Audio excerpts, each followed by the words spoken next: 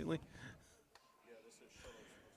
Well, we know that Southampton Academy is moving on to the Division II National Championship on Saturday with a score of 50-38 over Bensford Christian. So what's ahead for us tonight? As Acadiana Christian, the Lions will collide with the Patriots of East Central to determine the final spots in the respective D2 Bowl and National Championships. Welcome to everyone watching around the world. I'm Spencer Thompson alongside Travis Creasy. Proud to be with you in Panama City Beach, Florida. Travis, a good close semi we saw in the last one in this D2 bracket, and now two teams that are around the same record, only separated by 2 losses on their respective aspects. But for Acadiana, a better record in district at 7-2 compared to East Central's 2-2 record. Yeah, it's really cool to see these teams from around the country come together, and you kind of get a feeling of what those wins and losses mean. You get here and it's kind of starting over, to be honest, because you don't know what the other team's been against. And so it's really kind of figuring a lot out once you get on the place. But it's just really nice for both these teams to get here and get an opportunity to show what they've got. The Lions led by Carol Olivier and Daniel Smith leading the Patriots on the other side. And we were talking pregame about, especially in the 8-man game, when you have a difference in roster size in a significant manner, it really does have a challenge. And with East Central, they've got 41 total on the roster compared to Acadiana's 28. Yeah, and I think when you go in, you have 2 different approaches, right? Like, I think the longer the game goes, the more it benefits the team that's got a bigger roster. If you got a smaller roster, much like we had at Riverside most of the time, you wanted to shorten the game. Let's get this thing short, and let's see if we can get out of here with a win, because, those minutes start building up, those plays start building up. And then if you win, you got to play more this week, so definitely a part of it. Yeah, both these teams guaranteed 2 games total. They've got their matchups today as well as tomorrow, or if I beg your pardon, tomorrow is their off day to rest and recover, and then Saturday, a mixture of bowl games and national championships. The Patriots ranked number 9 in the state of Alabama, and the 8-man football side, number 4 is the ranking for Acadiana and Louisiana. Both of these teams set to try and get to a national title game over at Gavlac as well. We'll keep you on scoring updates. The South Haven Patriots from Springfield, Tennessee, colliding with the Evangel Lightning to determine who will face the Freedom Cowboys in this year's Division I National Championship. But at least for those of you sticking with us, we appreciate it. D2 wrapping up, and all the action wrapping up here with 2 games occurring both at 7 p.m. estimated kickoffs, as we will see a kickoff in just a moment here from Pete Edwards Field. Well, it's nice down here at the beach, right? For November. Oh, yeah. Back in Tennessee, it's probably a little cooler than this. Maybe more a little moisture, too. A little bit of humidity around these parts, but always fun coming down here in November to cover these great teams. As East Central will boot it away with McGowan on the backside, and we are underway from Pete Edwards Field. And to start off, it doesn't even go 10 yards, and they're going to throw a flag there, and they'll spot the ball either where it lands or put it somewhere near closer. Can't tell if that was on purpose or not. It looked like they were covering it pretty hard, so either way. And it looks like they're going to pick up the flag and either pick up or decline it there. Okay, so they're still going to enforce it. It looked like a white cap official was signaling that it was going to be waved off, but that's not the case. Ball's going to start at the 42-yard line here, and we'll see the Lions go to work first. Well, on the year, the offense has gone through. Their stats updated as of October 25th, but their main quarterback has been their star sophomore, and that is specifically to Silas Johnson with 280 passing yards on the year.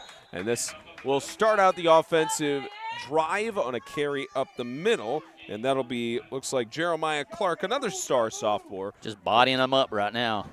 Line them up. And continuing to run this play with a carry of a couple of yards. And here's another one on the outside. No chance on the back end here, trying to get past there on tackles. Brett Henry stopped behind the line of scrimmage. Immediate pressure right up the middle. That's what you want. Make that thing bounce backwards away from any positive gain, and then the cavalry arrives, puts him down. That'll be a loss of 2 on the play after a gain of 4 for a 3rd down and 8 as this Lions offense tries to get going early on.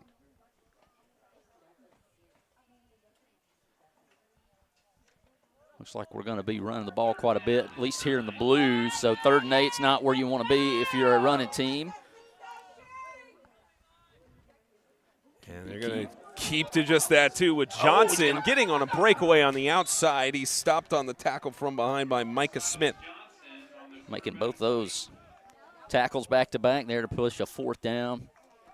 Obviously, in their territory, you're going to go for this one, more than likely. Brings it down to a 4th and 4. Johnson on the year, 42 carries for 394 yards. Most of the time, when he carries the ball, he's getting you a 1st down or close to it. And as you mentioned, Coach, this is going to be a 4th and 4 coming up. And most of the time you see this in high school 8-man football where they're deep in opponent's territory. They go for it.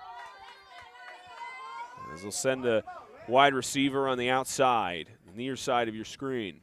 Oh, we got to jump the snap. And That's you're right. Get stuffed. They did have a jump on the snap, but no flag from either of the officials, and that's going to be a turnover on downs. Yeah, it looked like he got well into the neutral zone. Maybe he got it as soon as it snapped. That's what they're going to stick with anyways, but a big stop there. Remember when it was crazy to see football teams go for it on 4th down?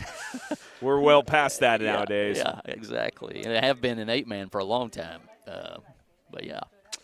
So big stop there. That's a big momentum shift right for the Patriots. As they will get their first offensive play just over 2 minutes into competition and a push on the backside. Somebody there. Oh, and there we go. Lazarus Scroggins going to the outside and trying to get forward, but he's stopped by his fellow number 7 on the other side, Caleb Broussard. Great job keeping the edge, chasing him to the end, making him slow down. Didn't make the tackle, but all you got to do is slow him down enough to let the linebackers flow and make that tackle.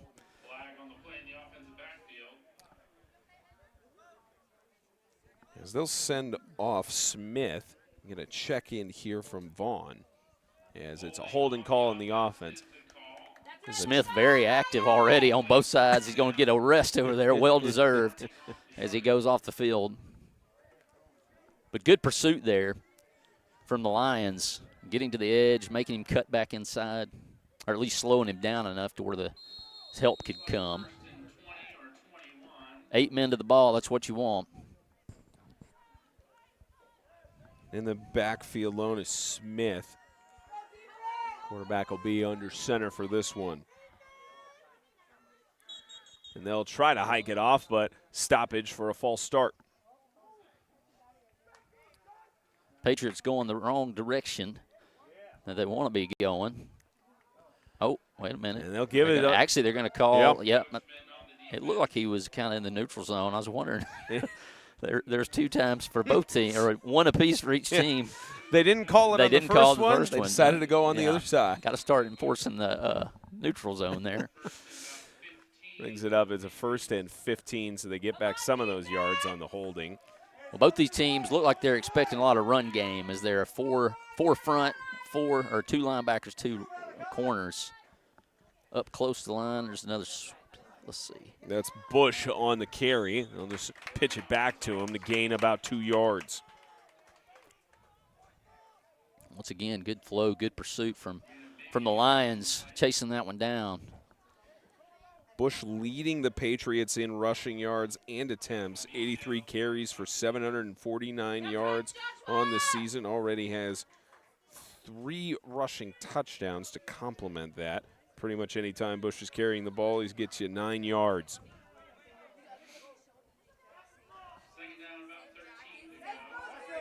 Counted about a 2nd and 14 here for East Central. Same formation with 1 runner in the backfield. Sneaky up the middle. Good sneak up the middle with a big breakaway. The sophomore Nick Nelson gets past midfield. Big gain there, set up by trying to get to the edges over and over again. They're able to come back underneath, hand that ball underneath, and go up the middle.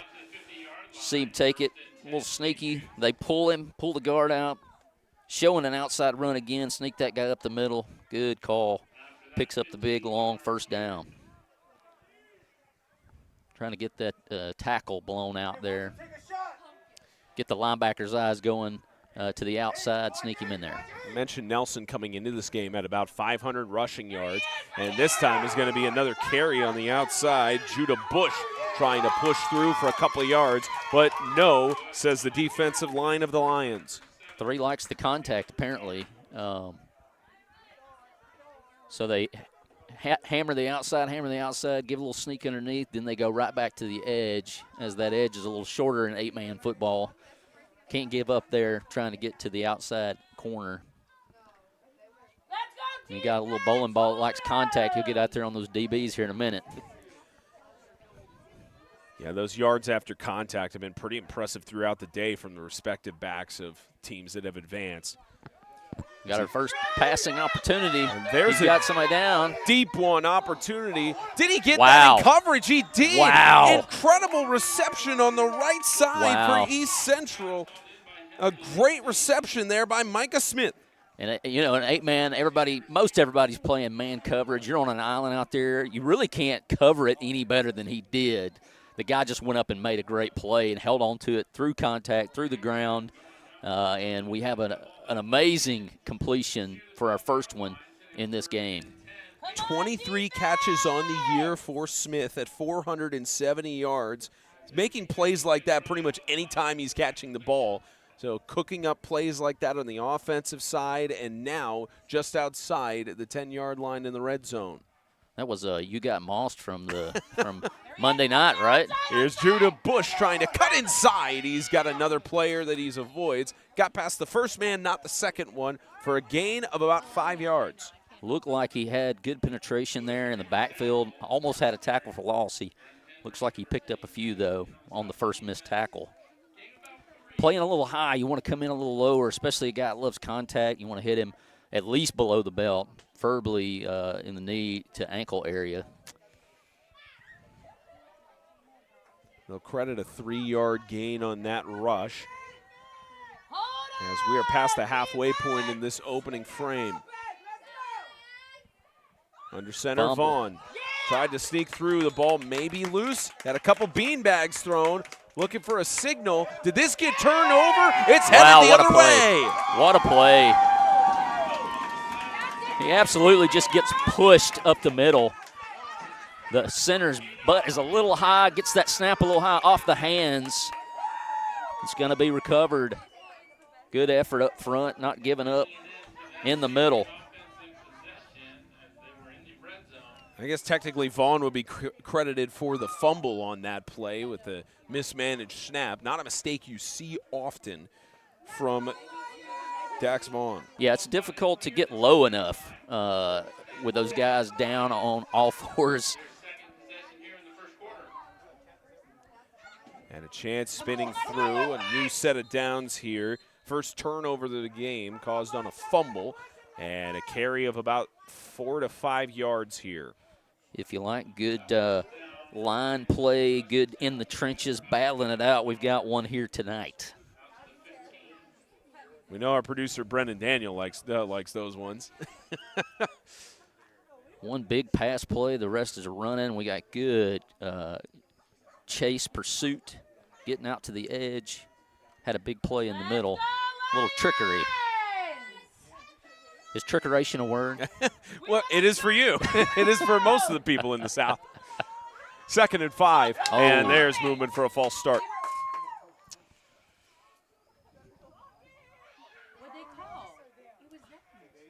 The officials will discuss here. Looked like initially more players for the Lions moved.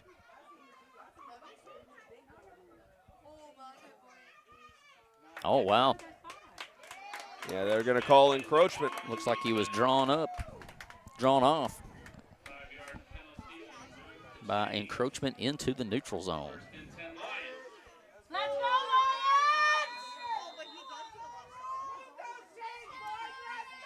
Move it up the chains for a first down. Almost another chance for an encroachment there. So here's a rush to the left side. Stopped on the defensive side there. A good carry up on the left end of the field.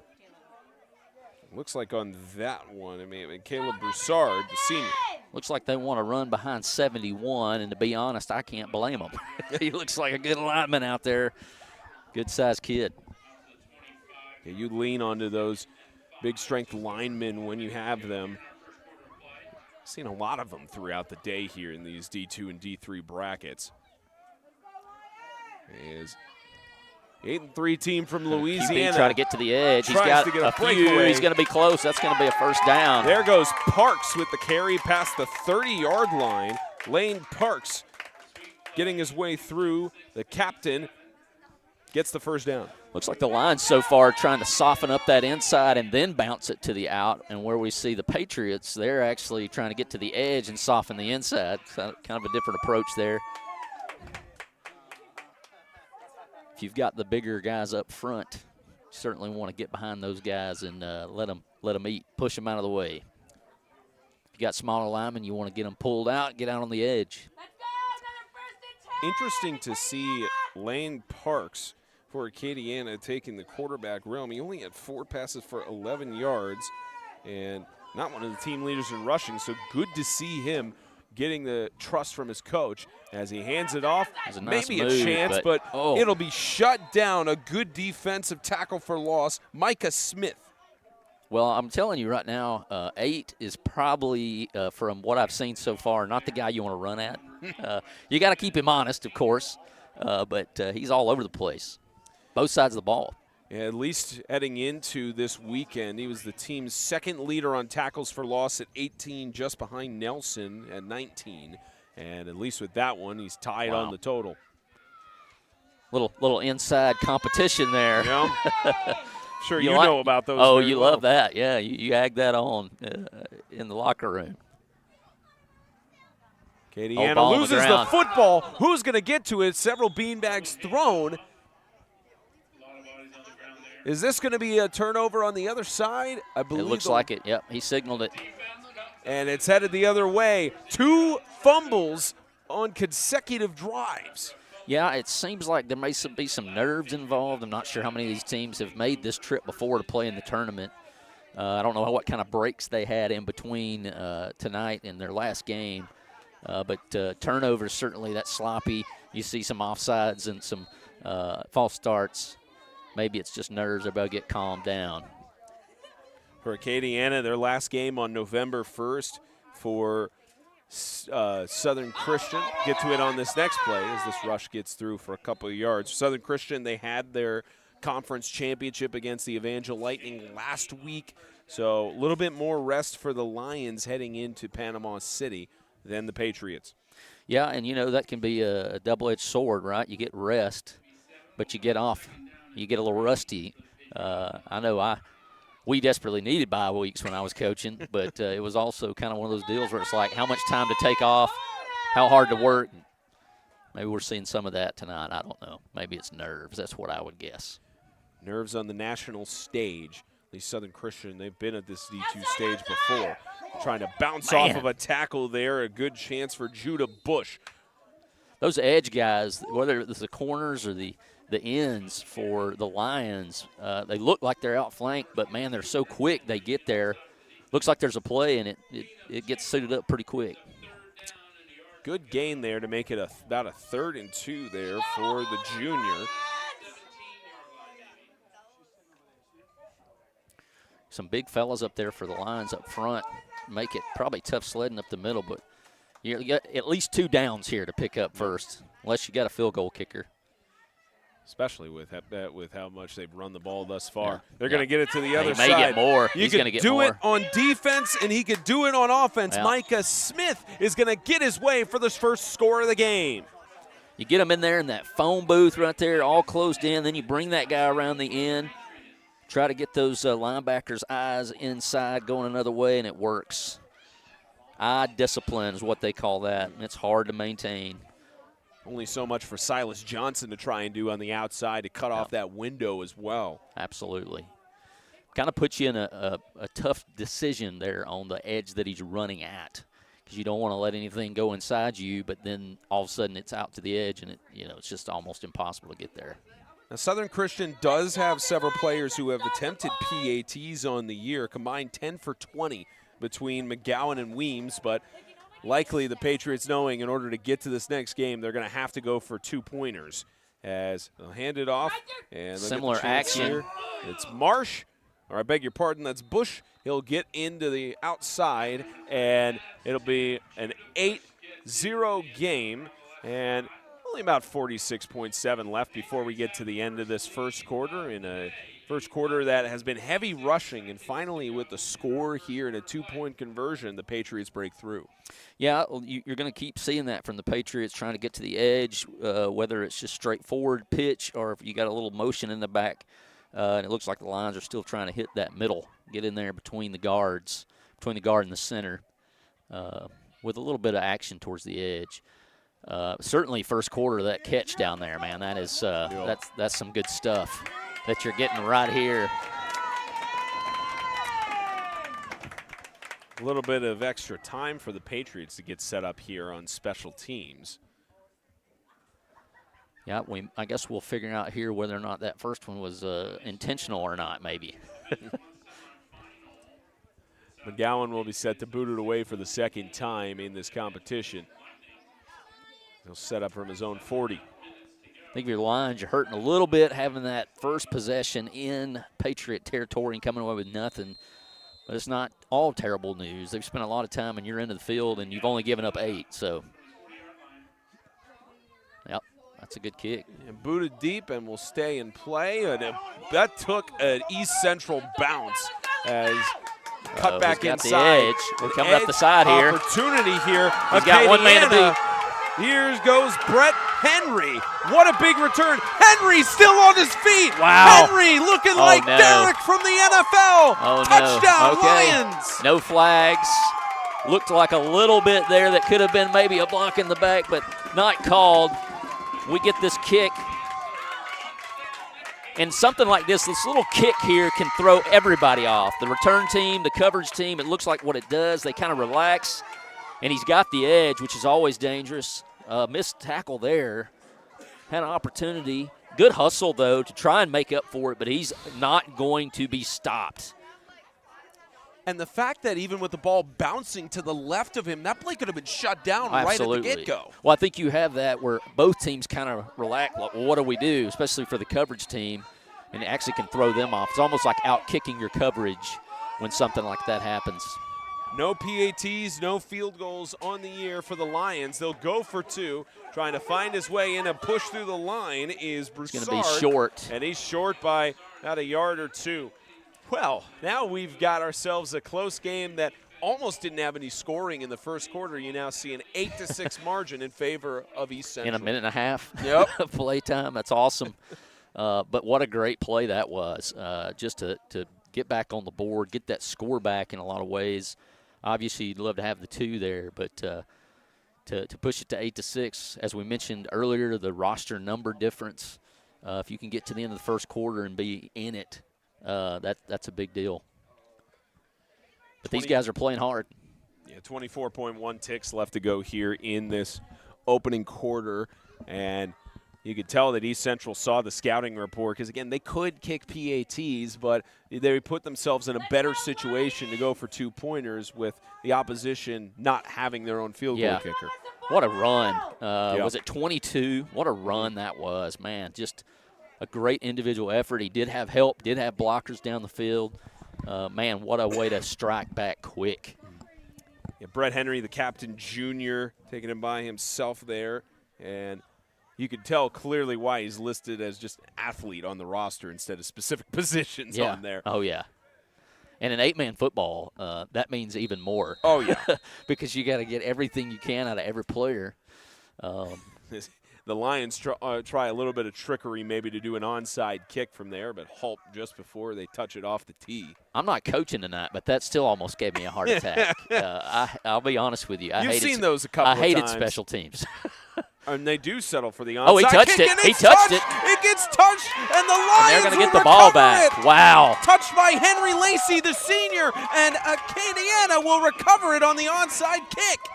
Oh, man. And that is wild because you're kind of in no man's land out here on the onside kick. you're not sure the lines themselves are a little, and it's like if it doesn't go 10, you don't have to touch it. And so, if it's not, when in doubt, I think a lot of the guys think, well, I'm just going to make the play. And really in doubt in that situation. If it didn't make it to you, it probably has not went 10 yards. You want to leave that thing alone. But when you're over here on the opposite sideline, it's hard to know what to do in that situation. We just got an update, tied 6-6 over at Gavlac for South Haven and Evangel. We'll keep you updated on that through the rest of the evening. But at least for now, the Lions take over. Yeah. And you mentioned it perfectly. Oh. Joshua Michelle will push Man, they are running hard. The Lions. To midfield goes running Michelle. Hard. Everybody pulling out a little bit of trickeration, trying to get to the edge. When you feel like you may have a speed disadvantage, you do a little trick like that, help set the edge, and you get to it. Going to be a little fake to the inside, bring the guy off the end. Really, it looked like that Patriots play they scored on, to be honest. Opening quarter done, 8-6. We have a good one here as East Central leads by a 2-pointer in the semifinal.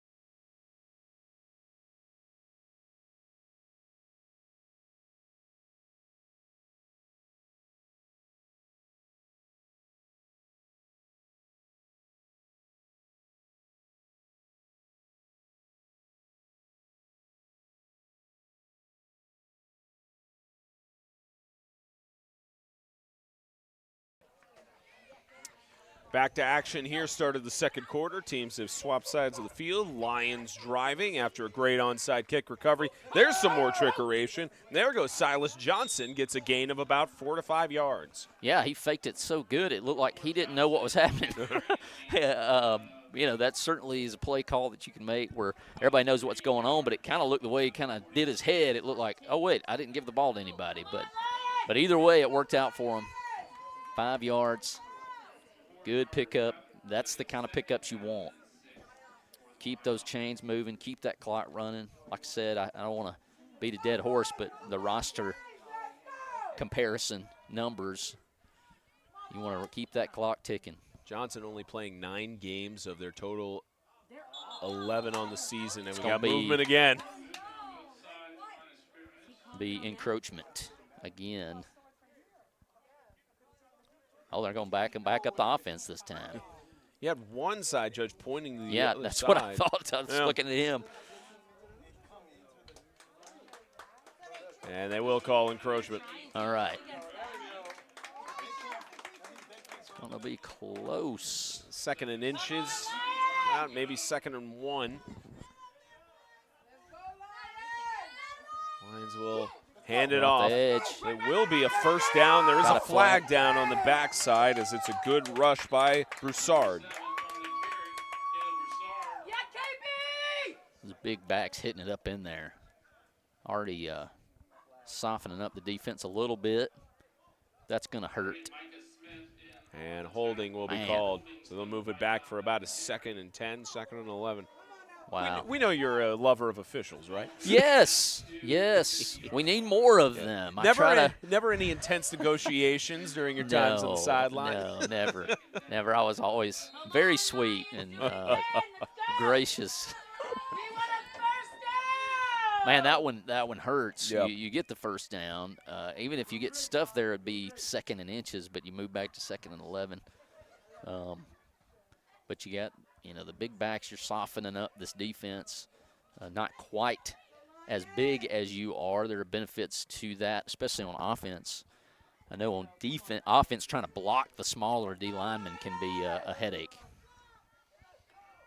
Well, a holding call brings it back 10 yards, but may not be a problem here for the Lions as the outside goes Brett Henry. He's got a first down, and how about some more?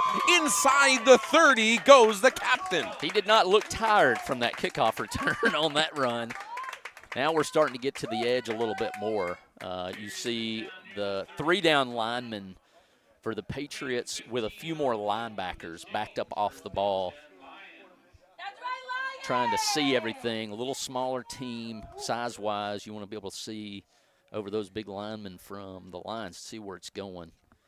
You know, Henry wasn't leading this team in rushing yards on the season, but he was just behind Broussard, 529 yards on 59 carries out of the 10 games he's appeared in. And he's got his team a first down inside the 30. Another keeper for Johnson. Johnson's got a breakaway, and Johnson is inside the 5 for a first and goal. On that one, it looked like it was meant to be a QB keeper. Turns around and gets to the edge. I love this play. See, he shows the ball. It's all about eye discipline. If I can show you that ball, make you take just the slightest fake wrong step, I can get to the edge. Almost scores. Good effort, pursuit from the defense to keep them from getting in there. But a great play call. How many of these plays you taking for your playbook? All of them. All of them. First and goal inside the 5. They'll hand it off, and up the middle, it's a touchdown. Another rush, Michelle.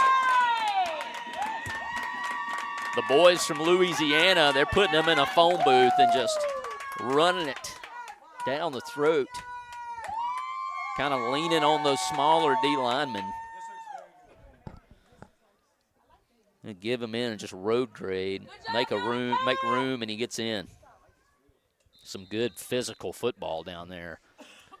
You get inside that 5, that 10-yard line. And this is where it may be a game that comes down to 2-point conversions, as it's only a 4-point lead right now, a chance to make it 6. And they'll go that same formation. Same play. I think they just lined up and did it again. And he's short of the goal line. So it'll just be 2 touchdowns, no 2-point conversions thus far for the Lions of Candiana Christian. 8:53 left to go in this second quarter. 4-point lead for the Lions over the Patriots.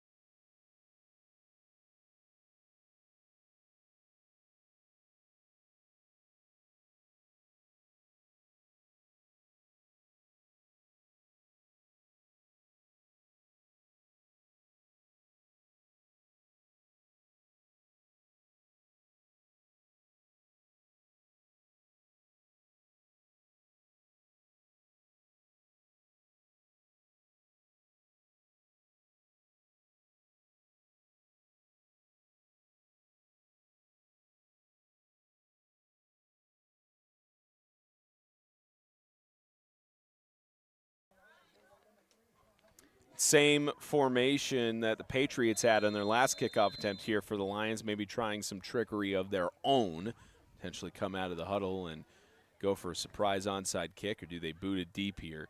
Special teams are always so difficult when I was coaching to know, because there's so much grass out there, so much room, so few bodies.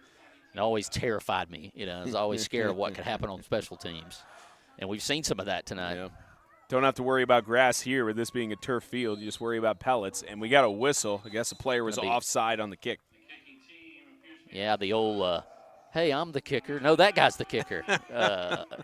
It's stuff like that. Like I said, when I was coaching, kept me up at night. Kept me up. Like, what trick can we pull? What trick are they going to pull? I always, when I was doing returns and we had teams that onside kicked a lot, we would always put our catcher from the baseball team, like where 56 is right now, and we'd give him the green light.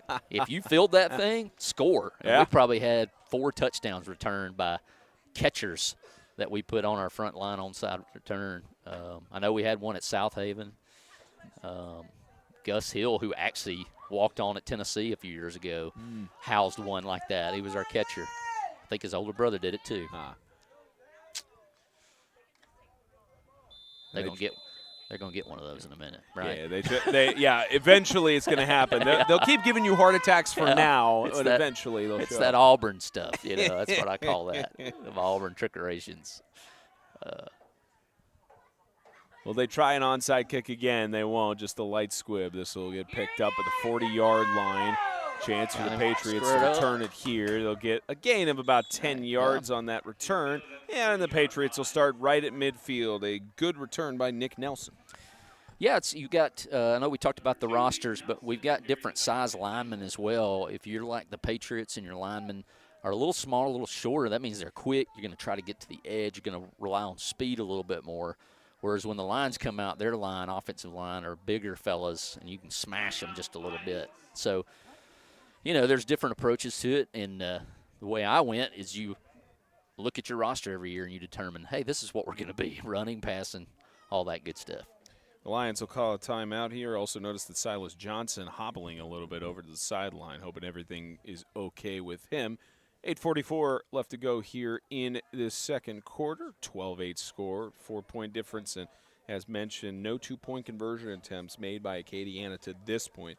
Team from New Iberia, Louisiana, facing off against a team from Trussville, Alabama in the East Central Homeschool Patriots. I also love about this tournament, especially this is the first year that the 8-man football side of the NHFA is at 12 teams. Maximum they've had is 8 in the past, and a lot of first-time matchups. And a lot of these teams, maybe they'll decide, hey, we want to go out to Louisiana. We want to go over to Trussville and get these matchups. And I know in your coaching side, there were some days where you had to try and find opponents, so it's a great networking opportunity for Absolutely. That.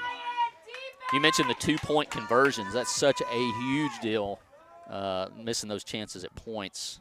Used to keep up with those on the sideline. Sent McGowan in motion. Ooh, as big stick. No chance to get through that defensive line. As good as Judah Bush has been, no chance.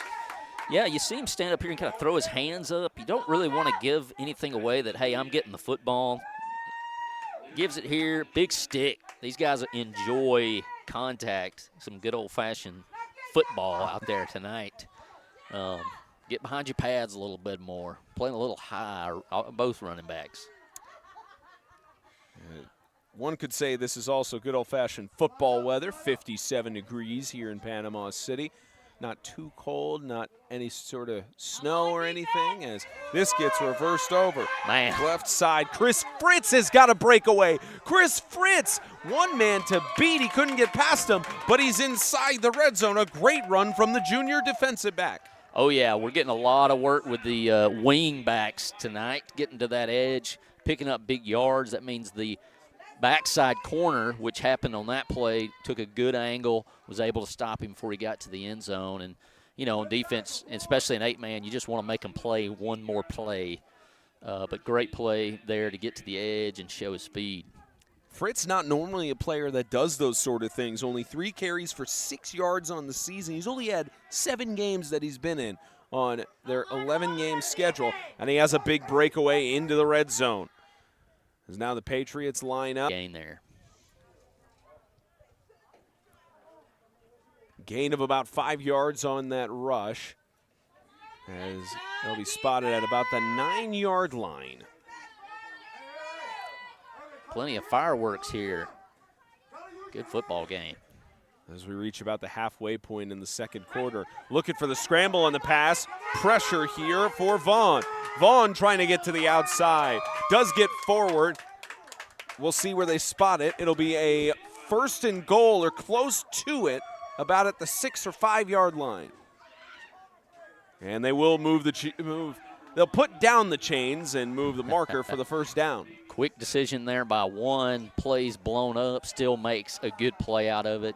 Once again, we got great pursuit from both teams on defense, which is an absolute must if you're going to play 8-man, because there's going to be big plays. You just got to get them on the ground. Patriots didn't really need to go for the end zone there, certainly having schemes to try and do that, but now they got a new set of downs on the 5-yard line, 4 plays to get to the end zone. on this drive. How about that 1, 2, 3 on the lineups with the ball there? Good and eye, they'll hand good it old off. I formation. There's Bush as he tries to get through on the I formation attempt, but Malachi Kuhn makes the stop. Yeah, the Patriots, certainly number 3 is a load. It's going to take a couple of guys to get him down. The Lions have several guys like that, but you got to get it's a team game, and it's going to take 2 guys, 3 guys to bring that fella down before he crosses, to keep him from crossing the goal line. Yeah, the junior, hard to bring down at 5'8", 180 pounds. Yeah. Probably does a bit more than just bench pressing in the weight room. Yeah. All those workouts from March forward or even earlier leading to this point. It was great. A few plays ago, the quarterback showing some athleticism. Athletic quarterback in 8-man is a must. When things don't go right, he can make a play for you. Vaughn under center again. He'll opt to pass it. Toss left side. Oh, wow. Almost an interception. We do have a flag as is broken up by Lane Parks. The offense had to turn into defense. The wide receiver was a DB there.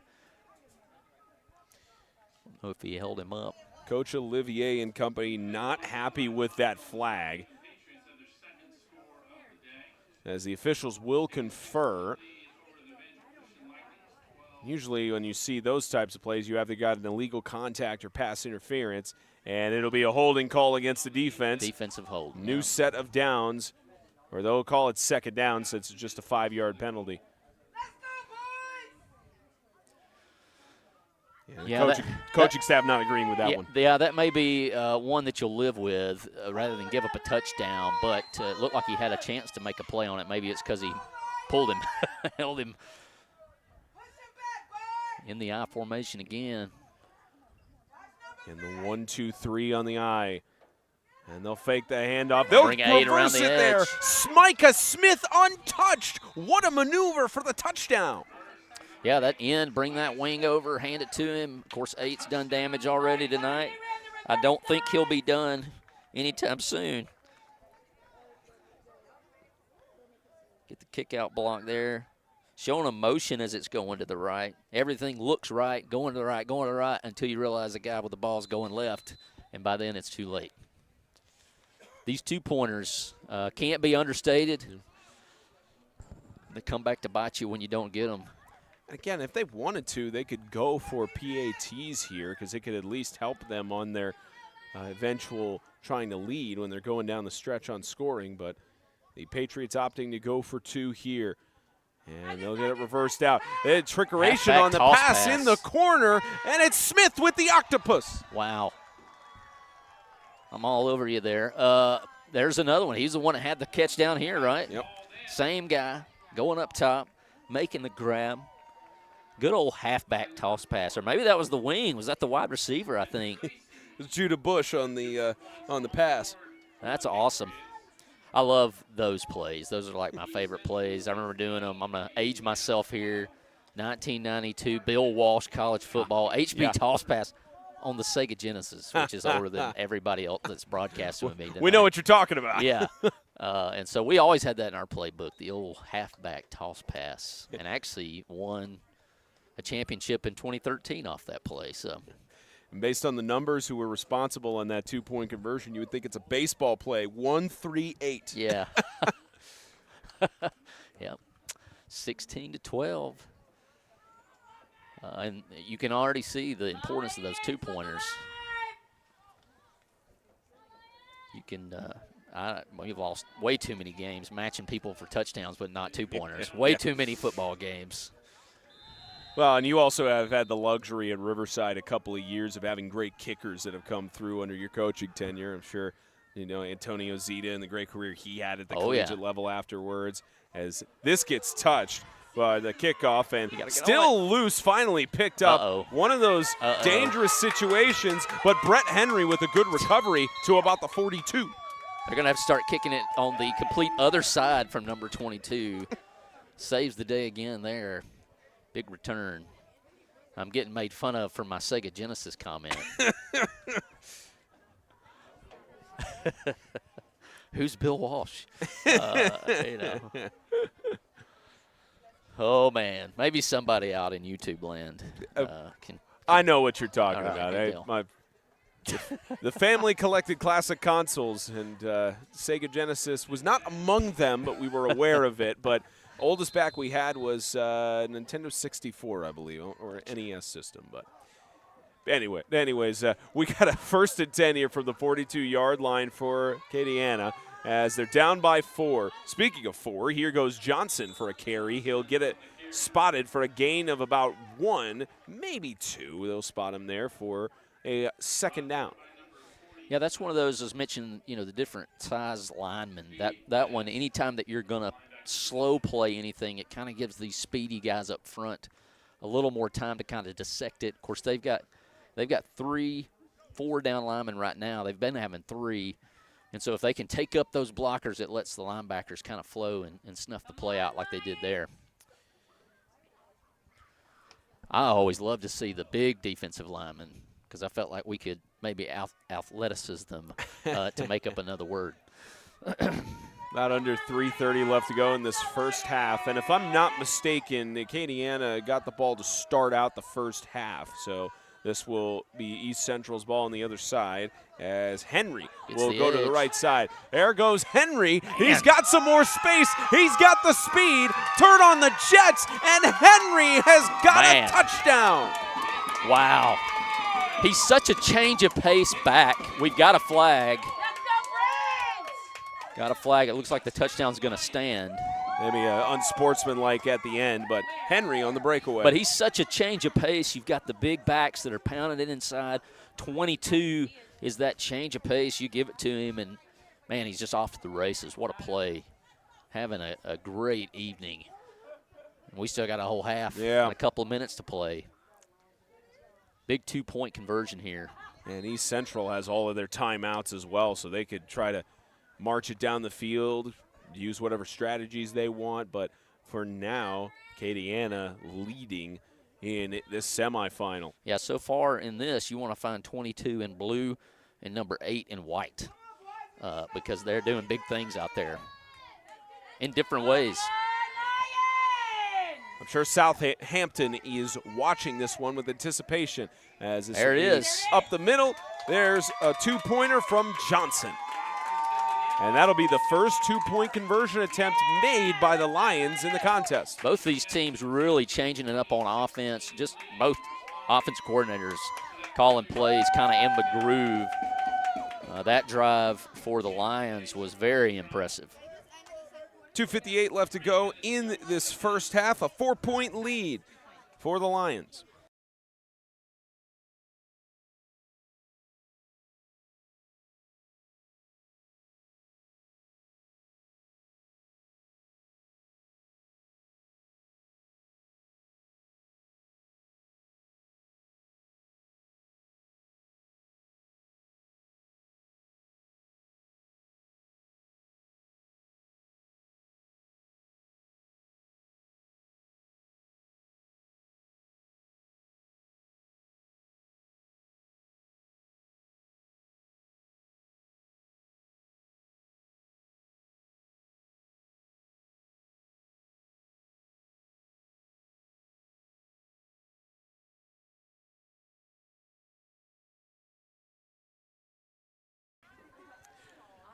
So we confirmed Acadiana did get the ball to start out this first half, so they will not try an onside kick attempt, at least on that bunch formation. And 2:58 left to go in this first half. Yeah, it's a little hard to strategize at 8-man, like I said, with special teams, especially kickoff return, because there's so much grass to cover with so few bodies. Going to go deep, little kick. Viator with the kick. Here's Smith trying to get the outside. 2 tackles miss. Here's Smith trying to find a seam. Smith has got the Jets on. There goes Smith again. About an 80-plus kickoff return for a touchdown. Woo. Kicks it back to 8. He's going to make some moves, and right there he's got the edge. That's trouble. And, man, just outruns him. Turns it on. Coasting there at the end. Wow. Like I said, when it hits that ground and it bounces, you would think that it actually would hurt the return team, but it actually, the coverage gets a little off because you got those lanes you got to keep all the way down there. You got to be disciplined. and anybody gets out of their lane, it's trouble, and even more so in 8-man football. And we've already seen that twice in the game for both sides where the ball is bounced and maybe it has an effect, and both have been kickoff returns for touchdowns. Yeah, as when you're coaching return, you want to catch that thing in the air and hit but when it hits and bounce and kicks like that, it just causes a lot of chaos. Two-pointer would tie up the game here for East Central as they hand it off, trying to push forward. I don't think the line will let him get there. Did he get it on the second effort? No. They rule him short. Nelson tried to push through. That shows a tremendous amount of maturity on both sides to give up a huge play like that and then stuff the 2-point. They showing maturity. They're playing through it. And when you do that as a coach, you know you got something special. Because like you said, this game is going to come down to 2-point conversion attempts, and that's what you see there with East Central down by 2. But getting a much-needed quick score on the kickoff return. Incredible stuff by Smith. And mentioned it as well with the maturity for Acadiana and getting that stop there on the 2-point conversion attempt as both these sides are exchanging blows. Yeah, we've had a lot of awesome plays, highlight reel plays. That'll be hard to choose which goes on and what doesn't if you're making one of those. But it's been an exciting ball game. Both these teams are here to play and here to win. And like I said, showing a lot of maturity because, you know, a bad play, negative play for your team, and they come right back and make a play stopping the 2-point. McGowan will set up for another kickoff. These returners might force you to onside kick. Yeah. We had that a couple of times as well. Like, it's just best to take our chances. What does East Central do here? They will onside kick it, you're right. And it's immediately fallen on just past the 50-yard line. And that might be, that might be what we see the rest of the game. A good awareness there from the special teams unit for the team out of Louisiana. Yeah, after they return a couple, it makes you go, hey, let's just take our chances here. But it can't be overstated. You got a kicker who can put it in the end zone. You mentioned Antonio Zeta for us a few years ago. What a weapon. Yeah. I remember we went up to play South Haven, and they had one of the Dang, and I'm not saying a bad word. That was literally his last name. Manuel Dang, yeah. And he just watched that thing go over his head on kickoffs, and I just remember, man, that's a benefit when you can do that. But yeah, the Dang family, very dangerous with the South Haven side, and anytime any I of think there was like 6 of them. Yeah, there's a lot of them. Sent him a graduation gift. Some of the things that haunted you at night, as you said, through the coaching side. As this 1st and 10 goes up the middle for a gain of about 3 to 4 yards. Another QB keeper. Yep. That's the thing with the Lions, man. They've got plenty of guys who can handle that football. They can run it. We've seen just about all of them, which is awesome when you consider, once again, the number of guys you got.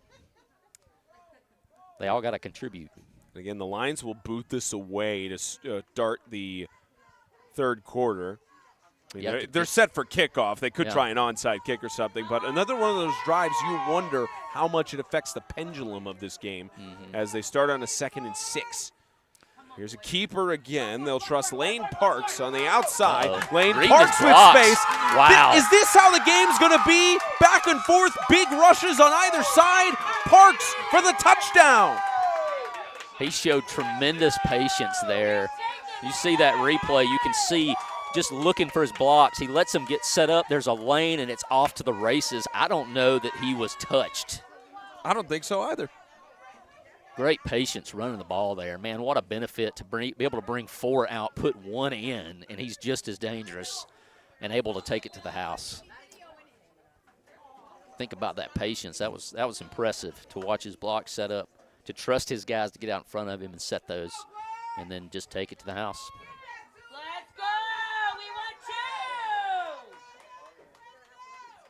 Chance for the Lions to make up for those missed 2-pointers earlier to go up by 6. And going up the middle towards the goal line, he's in.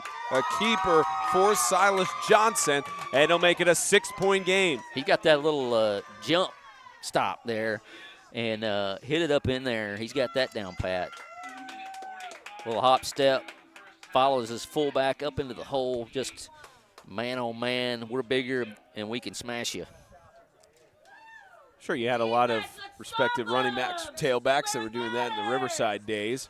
No, Riley Hall on one of those lists of those players you could trust to hop up there and push do through. anything. That is true. He can do a lot more than just that. I think he's the only guy that played every position. In a playoff game we were winning, and I put him in at DB just so he could say he played everywhere, played every position. But, man, this stable of running backs for the Lions is just confounding the Patriots, trying to figure something out there. A lot of good skill talent out there. Of course, your skill's only as good as the guys who can block for them. Both these teams blessed in that area as well. Yep. All right, let's see. See my heart skip a beat every time they break that huddle and run towards the ball. At some point it will happen. I wouldn't be surprised if at the start of the second half they decide to do that. Try to get another possession. Steal one. The freshman kicker in Isaiah Viator. He'll go for the onside-er. It'll bounce up. And great effort there to keep it in this possession by Joe Nelson, the junior. He's on the offensive and defensive line, so good to get one of the big boys, as they're called, a chance on the kickoff return. Yeah, I am not kicking it to 8 in white or 22 in blue if at all possible. So I'll take my chances to see if they got somebody up front who can handle it, does a good job. And I'm glad you gave that guy his flowers, because those guys don't get enough credit because it's a nerve-wracking spot to be in that you might get picked. So I loved those guys who were willing to do it and had the hands to recover it. And even with the Lion player sort of shouldering into him, not anything he hasn't seen before. Yeah, exactly. Very used to it. Yeah. First and 10 for the Patriots, minute 42 remaining in this first half. But as we know, time doesn't really matter between these two teams. As here's a carry up the middle, Judah Bush with another breakaway. Judah Bush has got one man to beat. Judah Bush again. He cannot be stopped. Yeah. Touchdown. Yeah, and here's one of those situations where you got 22 back there at the next level, and he gets blocked. I mean, you got guys 4 and 22 are on the offense, just ran a big play. That comes into play when you've got guys who are trying to play both ways. Once again, not to beat the roster situation, but when you got to put the guy out there that just ran a 60-yarder to play defense, it can come back to hurt you. But the fact that this difference of about 13 players, it's still seeing this back-and-forth battle where they're both staying in with each other. I know we still have another half of football to play. Football. Absolutely. Two-pointer takes the lead, or a PAT if the Patriots wanted to do that, as they'll send Nelson in motion. They'll toss it to Nelson. It bounces off, and it's intercepted. And big defensive stop. Yep, Silas Johnson. There's still so many high school players that see at the NFL level two-point conversion attempts intercepted and trying to return. I don't think the high school level would ever adopt the rule where you get those points for player safety reasons. But that brings us to an even score for the first time since it was 0-0. If he takes a little off the throw, he's wide open. If he puts a little touch on it, that's not the easiest thing in the world to teach a kid. But, yeah, I mean, he's wide open. He's in the end zone, puts a little too much mustard on it. It ends up with an interception. But 28-28, we've not decided anything at this point in the first half. I think the only thing you can decide is that both of these defenses really have their hands full. Yeah, and that's going to be – it's only going to get more difficult because as the game wears on, and, of course, if you – either way, you've got another game coming up and you got a day to get rest. As the tournament, big picture goes on, you're going to see more and more of that too. They're not going to kick it to 22, which is a wise decision. Andrew McGowan has been coached up as they'll do another onside-er. It does bounce up, and trying to return it is Lane Herbert, the senior, and he'll get about 5 yards or so on that. What do we have, 8-6 at the end of the first quarter? And offensive explosion. It's opened up. And, by that count, it's a 20-22 score margin in the second quarter then. If you can have a special teams explosion, we've had one of those. Both sides scoring a kickoff return for a touchdown of 70 or more yards. Both sides having one play on their offensive drive of sweeps to the outside going towards the end zone. We pretty much are starting to get everything in this semifinal. As here are the Lions on their next bring that offensive end drive. around. They're going to send to the right side. That's Malachi Kuhn. It's another running back. Malachi Kuhn to the outside. He's got a touchdown. The senior has bursted through. Working that edge, bringing that guy across the play. He's got two guys out in front of him. They seal the edge just enough. Oh, man, what a block out on the edge. Just throws him out of the way. It's off to the races. Well, I hate to be the back. Yeah, I hate to be the bearer of bad news. We just saw that flag on the far side of your screen. 99% of the time when you have a flag on a big play like that, it's going to be an offensive hold, and you can see the disappointment on some of the players' faces. Man. So they will bring it back. Blocking the back. And you had just said you saw a good block on there. Looks like someone else was not on the same page. Yeah. Well, once again, when I mentioned Sega Genesis, you could remember how old I was. And back when it was actually a good block, now that's just roughing or unnecessary roughness.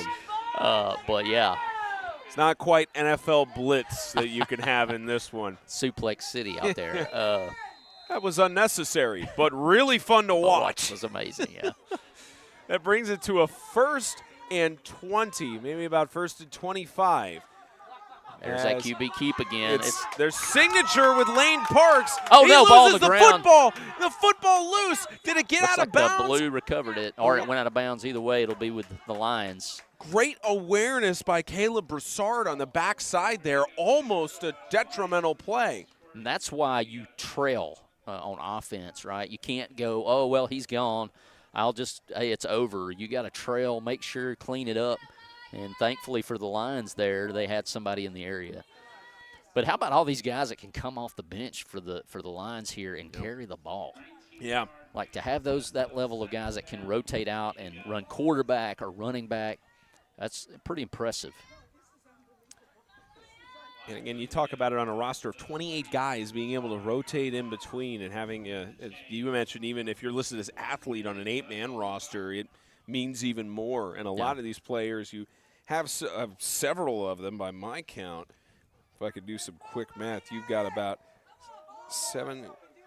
11 players listed as athlete among the 28.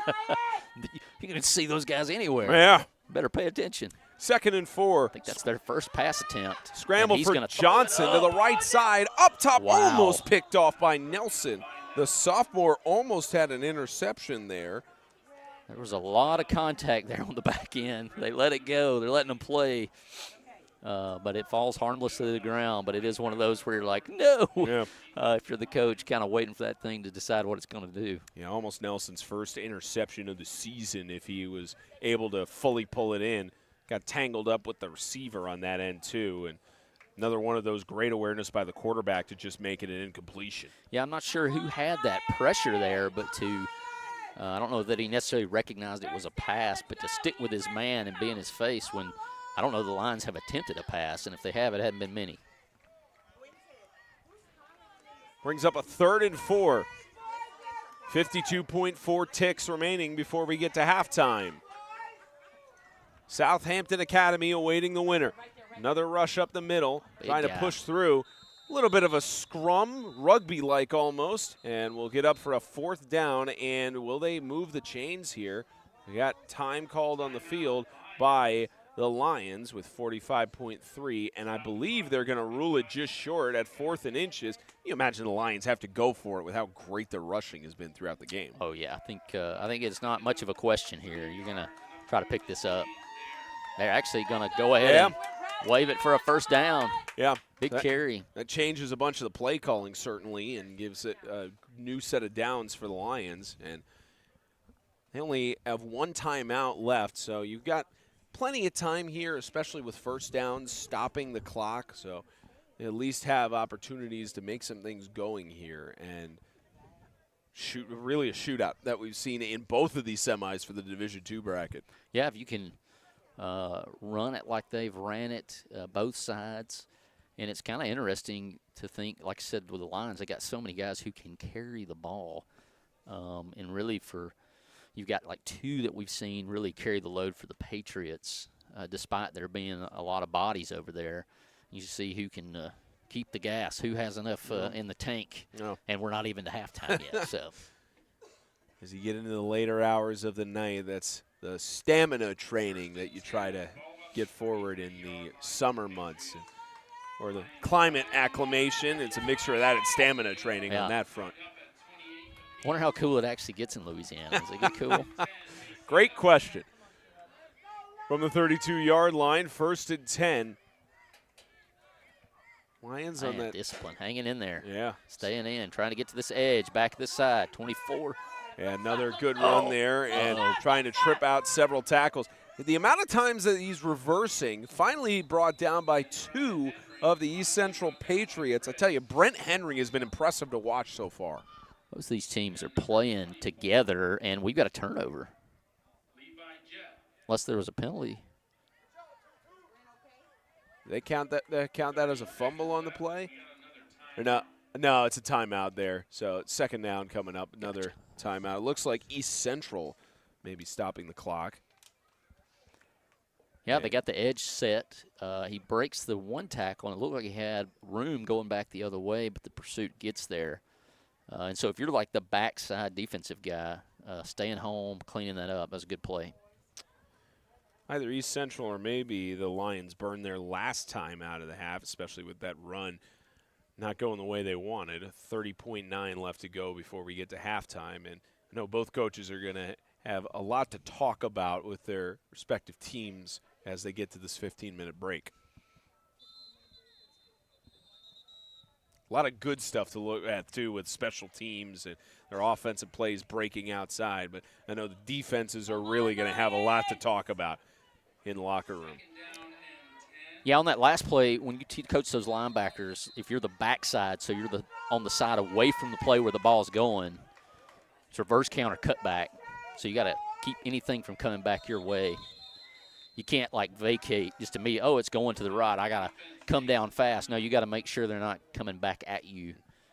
And in that case, it worked because 22 puts his foot in the ground, tries to go backside, and they're waiting on him. Okay, looks like it's actually right. So the Lions burnt their final time out of the half, so East Central should have 2 on there. Kind of threw off our scoreboard operator there. So now 2 left for East Central. They didn't like the formation they saw in there, so about 30.9. And you have to think, you haven't seen that many pass plays from the Lions at this point, but you think with maybe 30.9, maybe dig more into the playbook and try to pass it more so that you could at least get the clock to stop if there's an incompletion. Yeah, and that's the thing with when you run so much is you get in these situations and it's difficult to because they know you're going to try to get to the edge. And I mean, you're not going to run it in the middle if you don't have any timeouts. Yeah. They're going to try to get to the edge or, like you're saying, pass the ball. And so you're kind of in no man's land until you get to the point where, hey, we got 5 seconds left, Still a little bit playbook to play with, though. 2nd and 10. No more timeouts for the Lions as it's a scramble. You can't do that. And can't take that. Silas Johnson getting brought down in the backfield as they'll quickly try to spot it and spike it. That was rough. The only thing worse than that would be an interception. And they spike it with 12.5. Burns close to 15 seconds off of the clock on that sequence. Yeah, you'd prefer him get back. The guy's in his face. Of course, you want to set your feet and throw it. So he was there quickly. It's not really his fault he's in his face, but if you can get that out to grandma in the stands for a free football is a better option. But you don't want to throw the pick, so could be worse. Didn't even look like he had anybody open when he was pressured too. Yeah, and you probably don't spend a whole lot of time in practice throwing it if you're so good at running the football. But these are certainly situations that you do practice. I'm sure they have. Johnson with a man to his right, 4th and long. He'll air it out deep in the middle among three cornerbacks, I should say, and that is incomplete. They're going to get a play. Intended.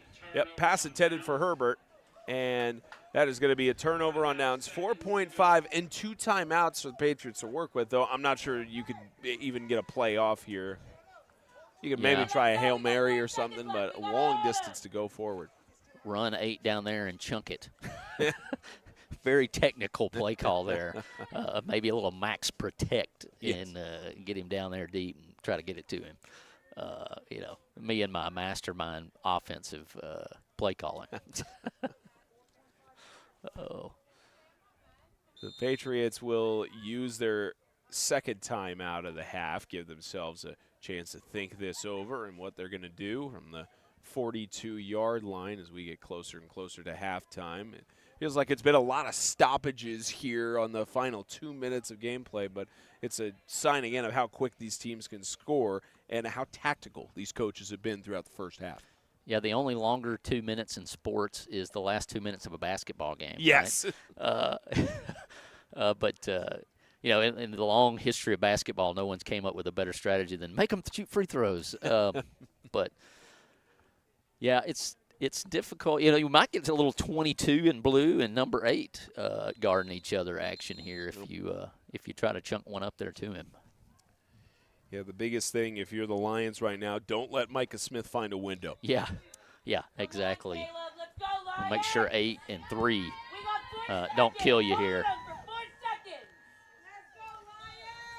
We're deep in the Lions' den of fans right now, and you could hear from them saying hold them for 4.5 seconds. And they're just hoping to get to the locker room with a tie. Can't let anything behind you. Everything in front. And hand it off. Yeah, they will hand it off. Oh, Carry man. here for Henry Lacey as he slips down on the turf with his knee, and that should take us to the end of the first half. 28 all at the end of this half for the Division II semifinal.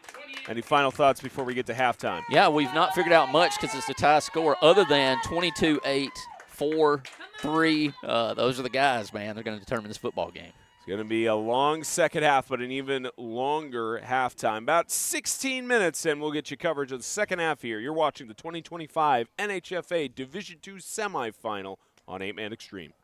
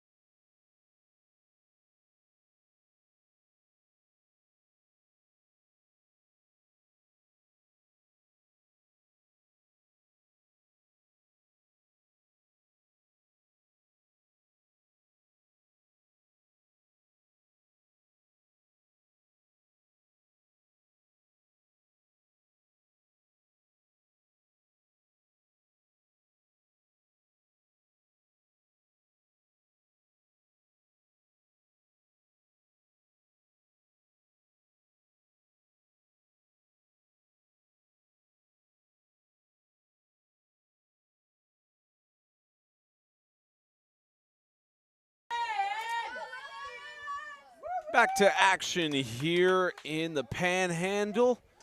Third quarter about to get underway. 28 all. Still 2 more quarters to go. A lot of exciting football we anticipate will happen ahead between the Acadiana Christian Lions and the East Central Homeschool Patriots. Both these teams looking to collide against Southampton Academy in the Division II Championship on Saturday morning. Yeah, first half we had a great catch. We've had special team touchdowns. We've had a lot of excitement, a lot of highlights in the first half, looking for more. And once again, the little fake kick there. Looked like his shin almost hit the football. It was that close this time. But we will get underway here as Isaiah Viator will send it away for an onside. Keep it away from those returners. Yep. Nothing. Good strategy there, at least as far as I'm concerned. Falling on a good anticipation, Henry Lacey, as that is something you don't want to see, him hobbling over back to the sideline after that onside kick recovery. And tapping the helmet. Yep. Hopefully he'll be able to walk that off and be back. Especially with how crucial a player he's been for these Patriots throughout the day. Seems like it's been a while since the Patriots had the ball. That's probably not been that long. Well, they ended the half with the ball, but opportunity to have a good drive, time to have a drive. Patriots will start out in enemy territory on about the 48-yard line. They'll send a man in motion, and they'll fake it. It'll be a rush up the middle. Judah Bush, he's not going to get through the Lions right there. Good wrap up there from Caleb Broussard and company. He's a good hard runner, even more difficult to tackle when he runs with good pad level. It's going to take 3 or 4 of the Lions to do it every time they've been there so far, except for a couple of plays. But you want to hit that crease fast, and when he does, it's trouble. So we mentioned that we're in the Lions Den here, the Lions fan base. I think one of the most endearing things, we know that number 7's mom is sitting in front of us, and she has not corrected me once on the pronunciation of the last name. So I know I'm doing something right on that front. That's a big deal because I can't remember names, much less say them right. So. Well, she was even saying at the start of the second half, saying 7, you ready? So there's at least the cue on there if the shirt was not obvious enough. Here goes Vaughn with the deep action pass. It's up top. Who else but Micah Smith once again climbing the ladder, and it's a quick touchdown for East Central. It's a similar play to the first half, except it was a little underthrown. Had to go up, make a better play on the pass. This time the pass was thrown perfectly, able to scoot right into the end zone, which is a big difference because the first time he caught it and they ended up turning the ball over. But instead, first play on offense, touchdown, in stride. Good protection, play action, set that up, able to have time and just throws it. Looks like it was a max protect. Everybody else stayed in for protection. One route, one throw, and it was on the money. First passing play of the second half, just the second offensive play from scrimmage, and it results in 6. Quick sling, incomplete, low. Vaughn tried to get the quick sling there and could not get the 2-pointer, but does make it 34-28, just a minute and 5 seconds into the second half. Yeah, another failed 2-point conversion that, is a big play. He gets immediate pressure, gets him off platform where he wants to make that throw from. He's giving up ground, and man, it's hard to get enough mustard on it to get it to where it needs to be. Incomplete. I just noticed the scoreboard in here. They haven't been keeping track of the yards to go and the ball on. They've kept it at 67 the entire game. I wonder if there's any significance behind it being number 67. I don't know. Because I know none of those are the years that Pete Edwards was around, or at least not when they had the dedication on his plaque. Yeah, I think I'm too old to get that reference. I'll stick to my Sega Genesis comments. That's the amount of hours Travis logged probably on one of the games on his Genesis 67. Easily. Easily. I passed that probably in the first week of having it. That's one of those you could tell everybody, back then social media didn't have to worry about it. We just talked about what we gamed with the next day at school. Let's see if we go deep here. He is. And they will. They're going to give it a 22.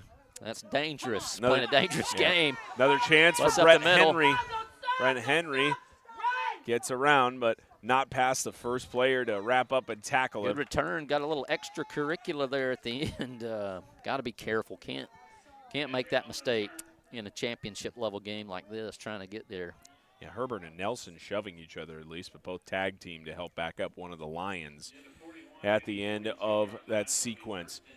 From about the 41-yard line after this return, the Lions will get back to work on their first offensive drive of the second half. Showing a little confidence there in your coverage team and getting him on the ground, coming through for Coach. We'll see if they keep kicking it deep. Lights shining bright for both of these respective teams, looking to collide with Southampton. For now, they'll collide with each other, and they'll give a gain of about a yard or two on that carry. Both these teams looking to face off for a Division II championship on Saturday. Yeah, ran the ball at 8 there. Got to keep him honest. Got to run at him every once in a while, but probably don't want to try to make you living doing that sort of thing. You want to find him kind of go the other direction. You definitely have those guys who can wreck the game if you let them. He's done enough catching the ball and running it. You don't want him to hurt you on defense either, but kind of get you in a phone booth, packing everybody in tight, get the big guys up front, try to make some space. Ooh, that was a nice exchange. Nice exchange that results in a gain across midfield and will move the sticks. They got me there, Spence. They got me. I didn't know where that ball was, so some good movement of the hands there. Good pitch, all the handoff phase, all that stuff. I wish it was a little more trickier to trick me, but I'm easily fooled these days. Yeah, I mean, you've seen a thing or two around the years. And it helps, if you got the linemen, they're a little bigger, you can do some of that stuff back there and people can't see it. From about the 47-yard line in Patriots territory, Lions driving, trying to bounce off of several tackles there. Broussard got maybe a gain of a yard there for a 2nd and 9. Yeah, so we came out a little quick strike there from the Patriots. Lions with a different approach. Going to try to milk that clock. Run it a little bit, try to find a little running space there in the middle, and then you get a little more room on the edge when everybody kind of boxes in with you. Get those safeties, DBs cheating up.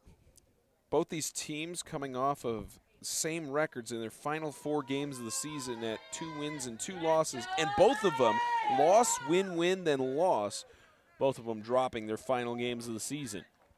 Yeah, 22 going to try to get to the edge. He bounces, gives up a little ground. I tell you, once again, when you have Brent Henry bounce on the outside, he just gets past any of the defenders and makes it look easy. Gain there of 7. You think you got him hemmed up. You've got good pursuit. Gets to the edge, makes a little move back inside, gets out. If you're going to make a move inside, you want to quickly bend it back to the outside, get near the sideline. He's good at doing that. Brings up that 3rd down. I tell you, we mentioned Henry and his stats on the year at 529 rushing yards, at least updated through October 25th, and had a total of 59 carries. I beg your pardon, actually, of reading the all-purpose yard stat. He had 529 rushing yards out of 59 carries, and has continued to show why he was able to get about 9 yards a carry on plays like that. As the Lions have a 3rd and 5. They'll try it back this way. Once again to the near side of your screen. Arm. And how about another breakaway for the Lions? And of course, 8. Smith is the one who has to shut him down, but not before it's a big rush by Malachi Kuhn. Yeah, he goes. They tried the other edge. You want to get him in the box. You bring the edge in tight. They bring it back our way. Goes to make the tackle, drops his head. It's like baseball. You can't hit what you can't see. Drops his eyes and unable to make the tackle. Could have made the tackle for loss there. Instead, 8 in white cleans it up as he has done a lot tonight. Tell you, Kuhn, 336 rushing yards on the season for the senior as well. He's been impressive throughout this. It's been by committee. Yeah, I mean, that's really impressive that so many have those stats and that they're willing to share. Yep. Even with those internal competitions, as this gets handed off, Here goes another carry from Broussard. And he gets stuffed by the defensive line of the Patriots. And you got to keep, testing that middle, that soft underbelly, because if nothing else, like I said, it brings those corners in. They start sneaking up, or those safeties, and they get a little closer, and then you break it to the outside, and there's going to be space there. They just can't cover it all. No gain on there for a 2nd and 10. It's being patient. It's easy to get frustrated when maybe you don't pick up but a yard, a couple of inches, but it really is bringing them in and making those edges a lot easier to take advantage of. Just got to stick with it. And the other part of this drive being rush heavy as well is running. This is running down the clock. We're almost to the halfway point in the 3rd quarter. Gonna pass it. One of the rare passes for the Lions, tiptoeing up top. How did he Wow. get that catch in coverage?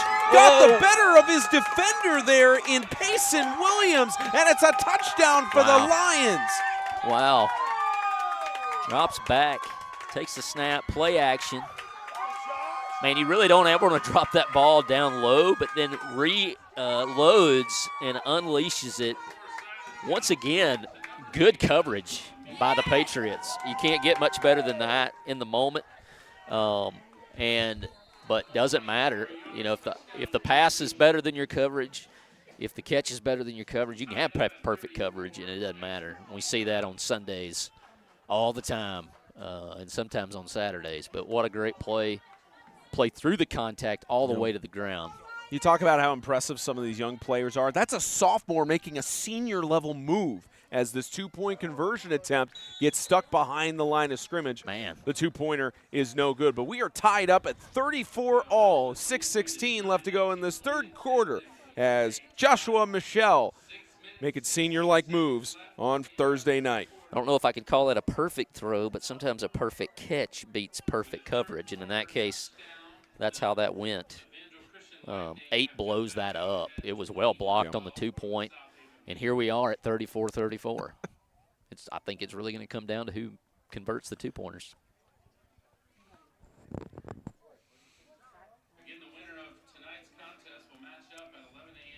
Southampton Academy awaiting the winner of this competition. Already had their victory earlier.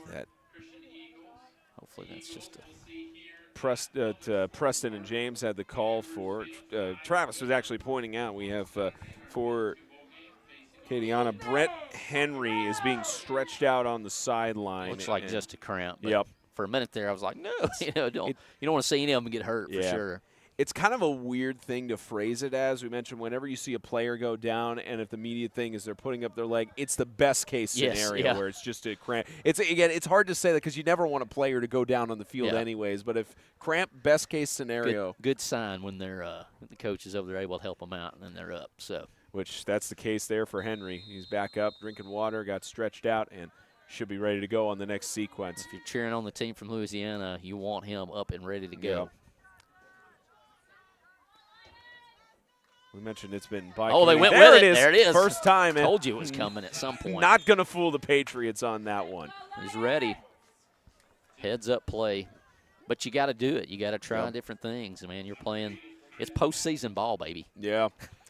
Well, especially with a chance to go to a national championship on the line. And this goes down. They'll be spotting it at the 49-yard line.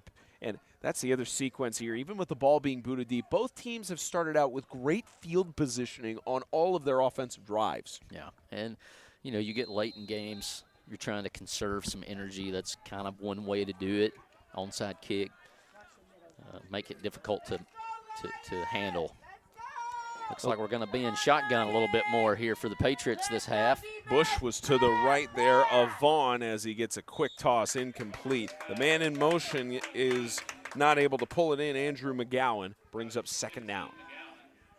It's really interesting when you think about an 8-man and any level of football.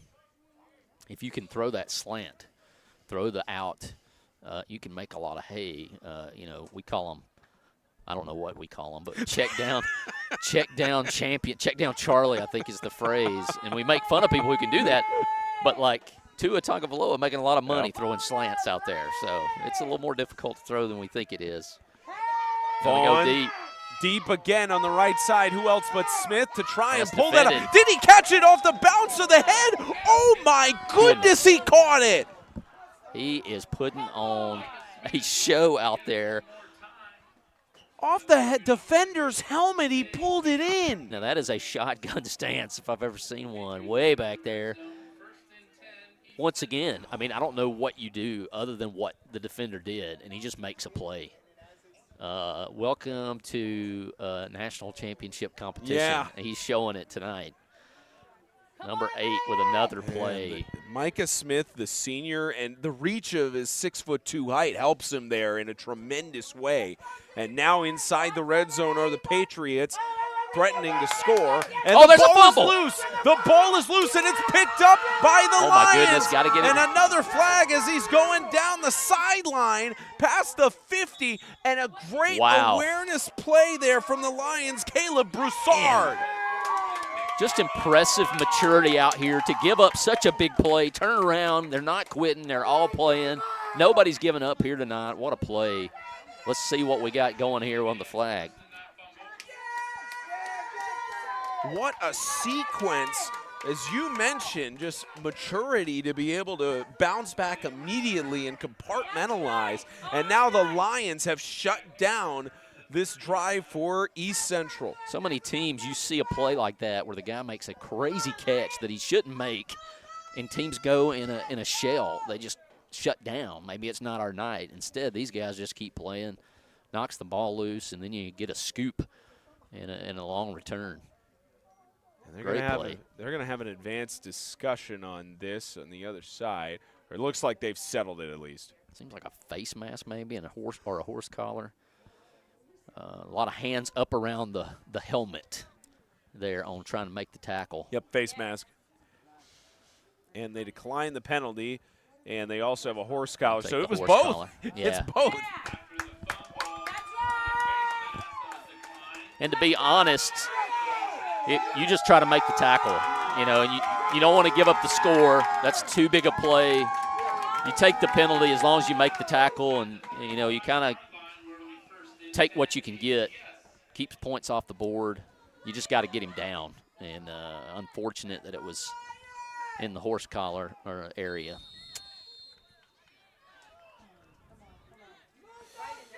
Another chance. Oh, man, Another breaking run. tackles. Another trying to break off the run. They bring down this man. Takes 3 to bring him down. A good carry on the right side. Once again, it's Malachi Kuhn. The Lions just have backs that all look the same. They're just wearing different number. Breaks 2 tackles. One guy around his feet. Another guy, he just keeps his feet moving. Man, that makes a football coach happy right there. Uh-oh. Another one of those moments you hate seeing in the sport, especially it's Micah Smith, who is down and has to be looked at by the training staff. It's been so crucial for this East Central team throughout the semifinal and through the season. And he's being looked at, and we will step aside for an injury timeout.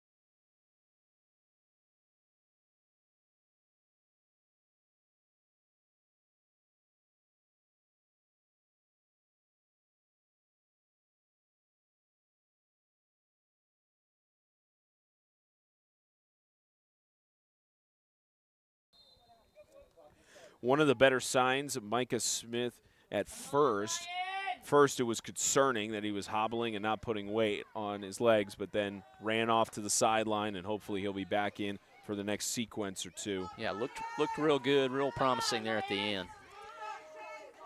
Not before a big run by Kuhn, as you got another chance up the middle here. The defense swallows up there, maybe just shy of the 10-yard line, bring up a 2nd down and 5. Yeah, once again, you'll notice the Patriots really loading in the box there. And there's a lot of guys in between the edges. It's going to make those outside runs a little easier to get to, just trying to stop that punishment up the middle. Got to have those bodies, those backs keep just pounding in there, and it's like they just rotate it. That committee, that's a nice, fun approach if you're the Lions. One of the few times you've seen in this game where teams have been forced to a 5-yard gain, not able to get much more. Rest of the time it's been big burst plays. Here's Kuhn again with the ball. Malachi Kuhn trying to push through, and takes 4 defenders for the Patriots to keep him away from the line of scrimmage. Yeah, that's certainly the old school cloud of dust approach by the Lions. They're going to keep hitting it up in there, sucking those guys into the middle, and then bounce it to the edge. You have a QB keep or give it to 22, and he's going to be tough to bring down in the open space, as we've seen. But you get tired of seeing that guy come through there. Whatever number he's wearing up the middle, you're like, could you give it? Please give it to. You're almost relieved when they give it to the speedy guy, and 22 is in the game, the near tailback.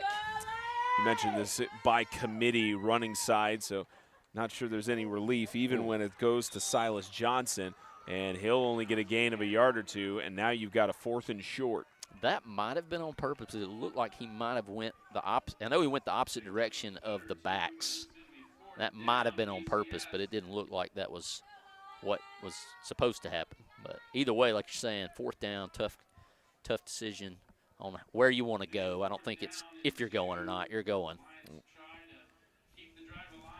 And again, this Lions team, no field goal kicker, no one to try and get a 3-point game, because if they did, then Southern Christian will be able to match that later on. And this 3rd quarter has evaporated fast, and that's, if you're the Lions, you like that. The Lions will burn their first time out of the half with 2:06 left to go here in the 3rd. Chance for them to think it over here on 4th and short.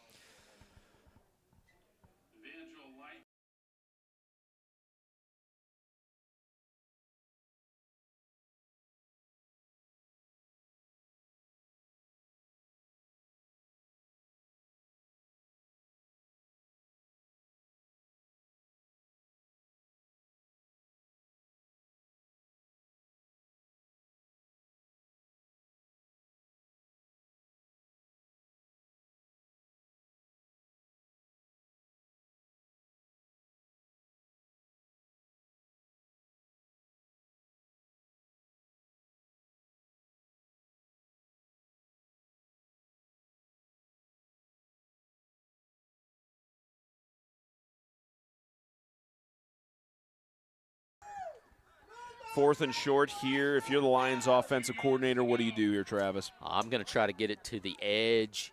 It's a little long for up the middle, but, hey, we'll see what they do. About a 4th and 3. Trying to draw them maybe. Looking to try and get some offside move here. We had that early on in the game. Looks both teams have cleaned it up. 4th and short. Motion. Nerves. And they'll lob it out. Chance on the right side, looking for the pass in the end zone. It's caught for the touchdown. Caleb Broussard on the trickery. Yeah, I was thinking when you asked me that, I said 22's got to touch the ball here. I'm fairly certain.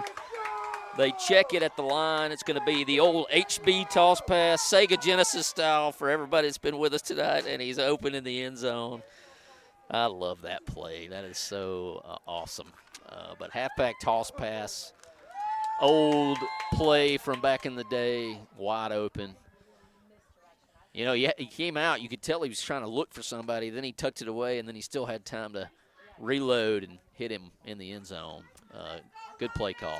You only needed 3 yards to extend it to a 1st and goal and give yourself more chances. As this two-pointer attempt practically untouched is Malachi Kuhn, and we've got an 8-point game. Yes. And you can see maybe on the replay there, but after taking body blow from those guys, in that instance, it's pretty wide open. You know, there's a mental aspect to getting in the way. I think they call it a business decision these days. When you take those body blows, it gets to the point where even if you want to in your head, your heart is somewhere else. Yeah. Big 2-point there, big conversion. A chess match between Daniel Smith and Carol Olivier in this semifinal. I'm sure Southampton Academy is looking at this matchup between the two and wondering, is there really a team we want to face between these two? Neither one of these teams have any quit in them whatsoever. What a sequence that was. Yeah. Great catch down there. Immediately next play, fumble, returned, and cashed in for a touchdown when you thought it looked really bad for the Lions. And they just got no quit. That's a testament to both these coaches. A combined 76 points scored between these two, and we're getting close to the final frame in day one of NHFA activity. Explosions of points. You know, you'll go whole minutes. It's like they lull each other to sleep. Another onside kick attempt and falling on. Good awareness there from Payson Williams, the freshman, to keep it tackled there. And sometimes as a coach, especially on special teams, when you know the onside kick is coming, you wonder, do I trust my freshmen? Do I trust the underclassmen who haven't been in these situations before? And it shows you that Coach Smith has confidence in the guys he puts on the field. Yeah, and those are the guys that you're going to put out there in those situations, the guys that you have all the confidence in the world in. And, you know, if you're the Lions, it's really tempting to think, let's kick this thing deep and make them drive. But then you see 8 back there, and you're like, do we really want to take that chance? We'll just give them the field position, you know. But seen a lot of shotgun here in the second half from the Patriots. Motion, good to see Smith back in play, and he does not get the ball to start off, but that's red. Spits him off. And how about Judah Bush again, trying to get some yards after contact, but ends up losing 9. Sometimes it's difficult, especially a guy who is so passionate as he is, the way he runs so hard. You know, sometimes they just make a good play and the play's over. You know, you just got to have to, hey, live to play another day.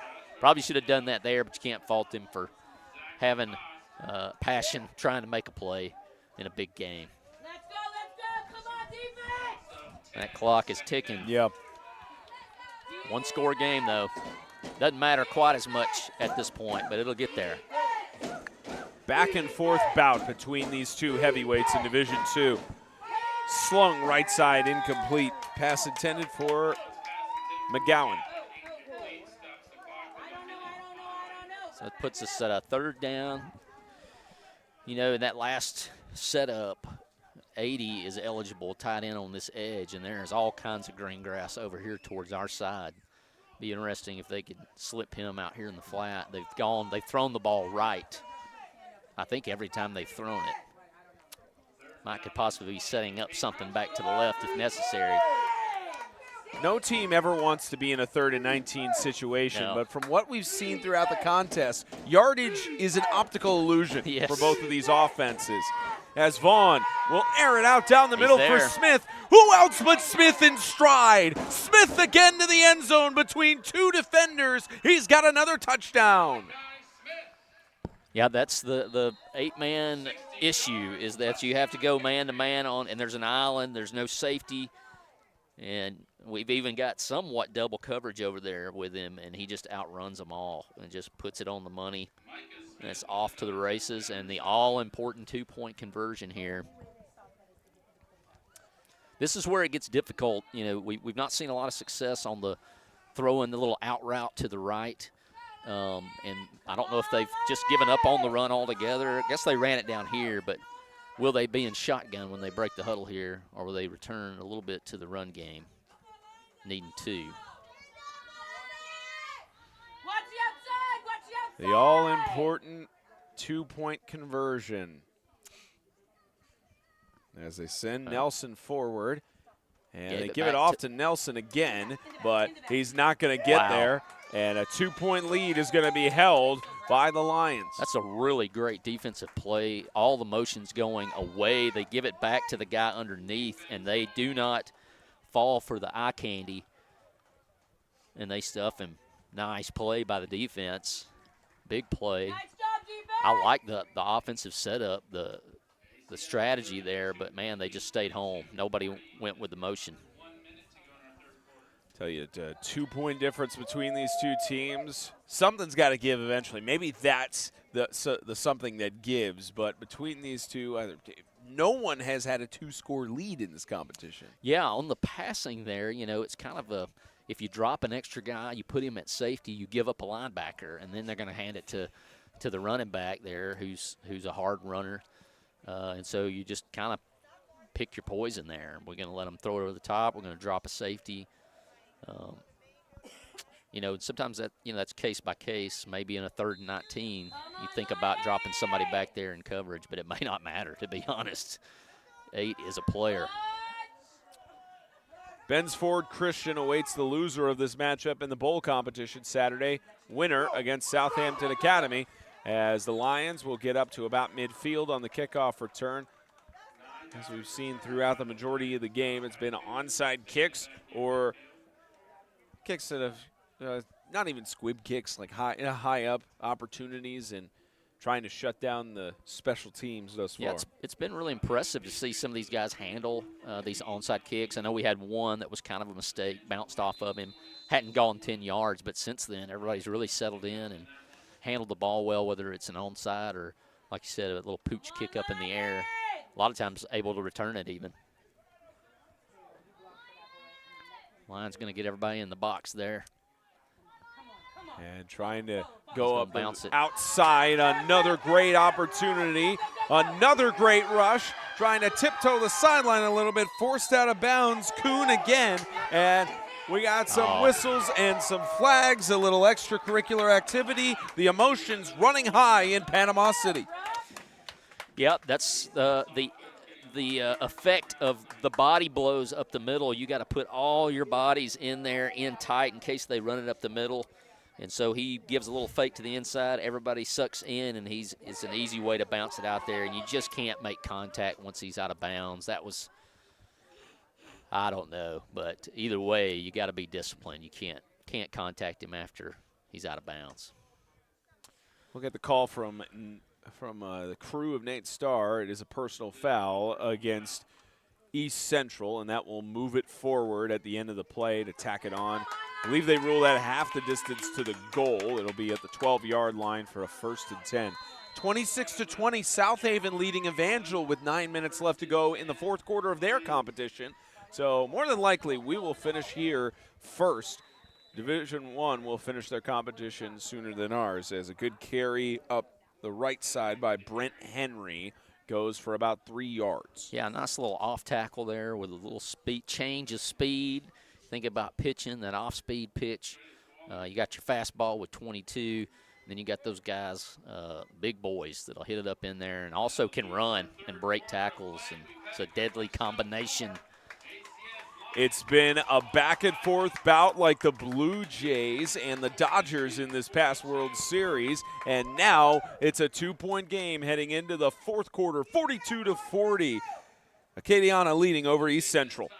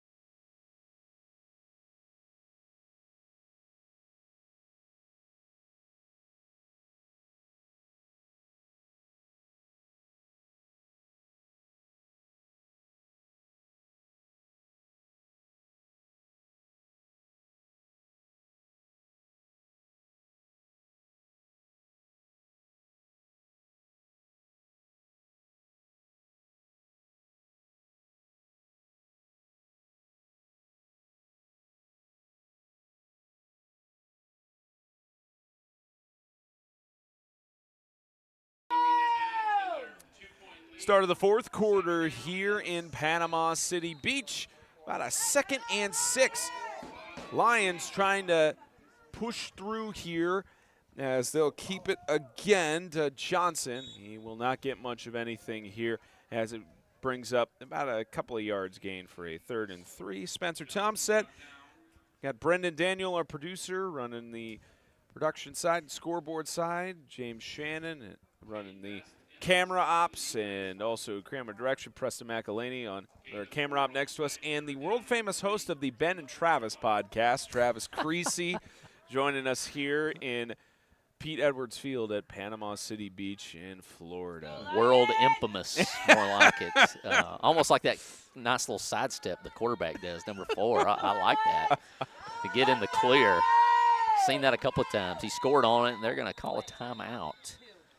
We got an all-star lineup up here running the show and production. I'm just trying to hang on for dear life, Spencer. Yeah, well, and this is a tough one, too, with the timeout being called by the Lions. They've already burned 2 in this second half. So now if you get in any situations where you're having to drive the ball, you've only got 1 stoppage of the clock left. So know from your experience, there were times where you didn't want to burn those timeouts, but you also didn't want the penalties to come around. So it's tough to make those decisions in real time. Yeah, and this isn't a bad usage because, you're getting a chance here. You want to get the right play because you got a chance to make it a 10-point lead with 11-12 left to play. And, that's obviously the name of the game is scoring points. But if you can get it to a 2-possession ball game, it's a big deal. But, yeah, you want to hold on to those timeouts if you can. But, right now the clock is your enemy to some degree. So, yeah, you want to make sure you got the right one. It's kind of one of those things like if you run a trick play. If it works, you're a genius. Yeah. If it doesn't, why'd you do that? Same thing with timeouts. Neither team has had a 2-score lead in this competition thus far. And Kadiana trying to make that happen here. And another pitch on the right side. Play and by that's Patriots. The only way that you're really going to stop Malachi Kuhn or any of these running backs for that matter. You have to clamp onto their legs and pull them down. Yeah, they did a good job reestablishing the line of scrimmage, pushing it back. And that's really the name of the game in football. Like if I can push my line of scrimmage farther down, and if you can push me back, and they got immediate penetration in the backfield. And we're able to, you don't want that guy getting ahead of steam. No. And get behind his pads, and you're in trouble. So, hey, another play of the game, situation here in 4th down. A 4th and 6, maybe a 4th and 5 here for the Lions. They've been in this situation before. And they move back 5 yards. A false start by Malachi Kuhn. Got any more halfback toss passes? They can pretty much do any of that throughout this competition. It's all worked. Have I mentioned that I love that play? Oh, Let's go! Probably the best play call I ever had as a coach was the halfback toss pass. 2013. Who was that toss to? That was a Josh Hill, 240-pound, 6-foot fullback who'd never thrown it in a game. He was a lefty, so Jared Lorenzen, everybody. And we pitch it to him. Of course, everybody sucks up, and he hits that guy wide open, just like a while ago here. That was a good reminder. 4th and 11 on the maneuver. Snap. And a muffed big problem play on the snap, and East Central will force a turnover on downs.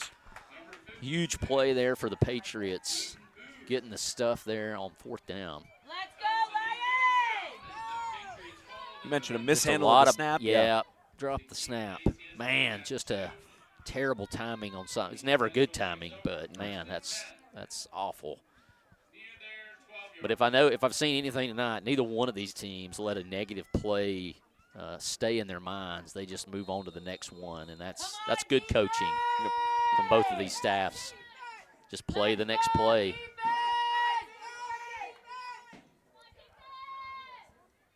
They'll hand it off, Yeah. trying to carry up the middle. And another one of those plays where time is going to start winding down. Nathan Marsh carrying it on the left side.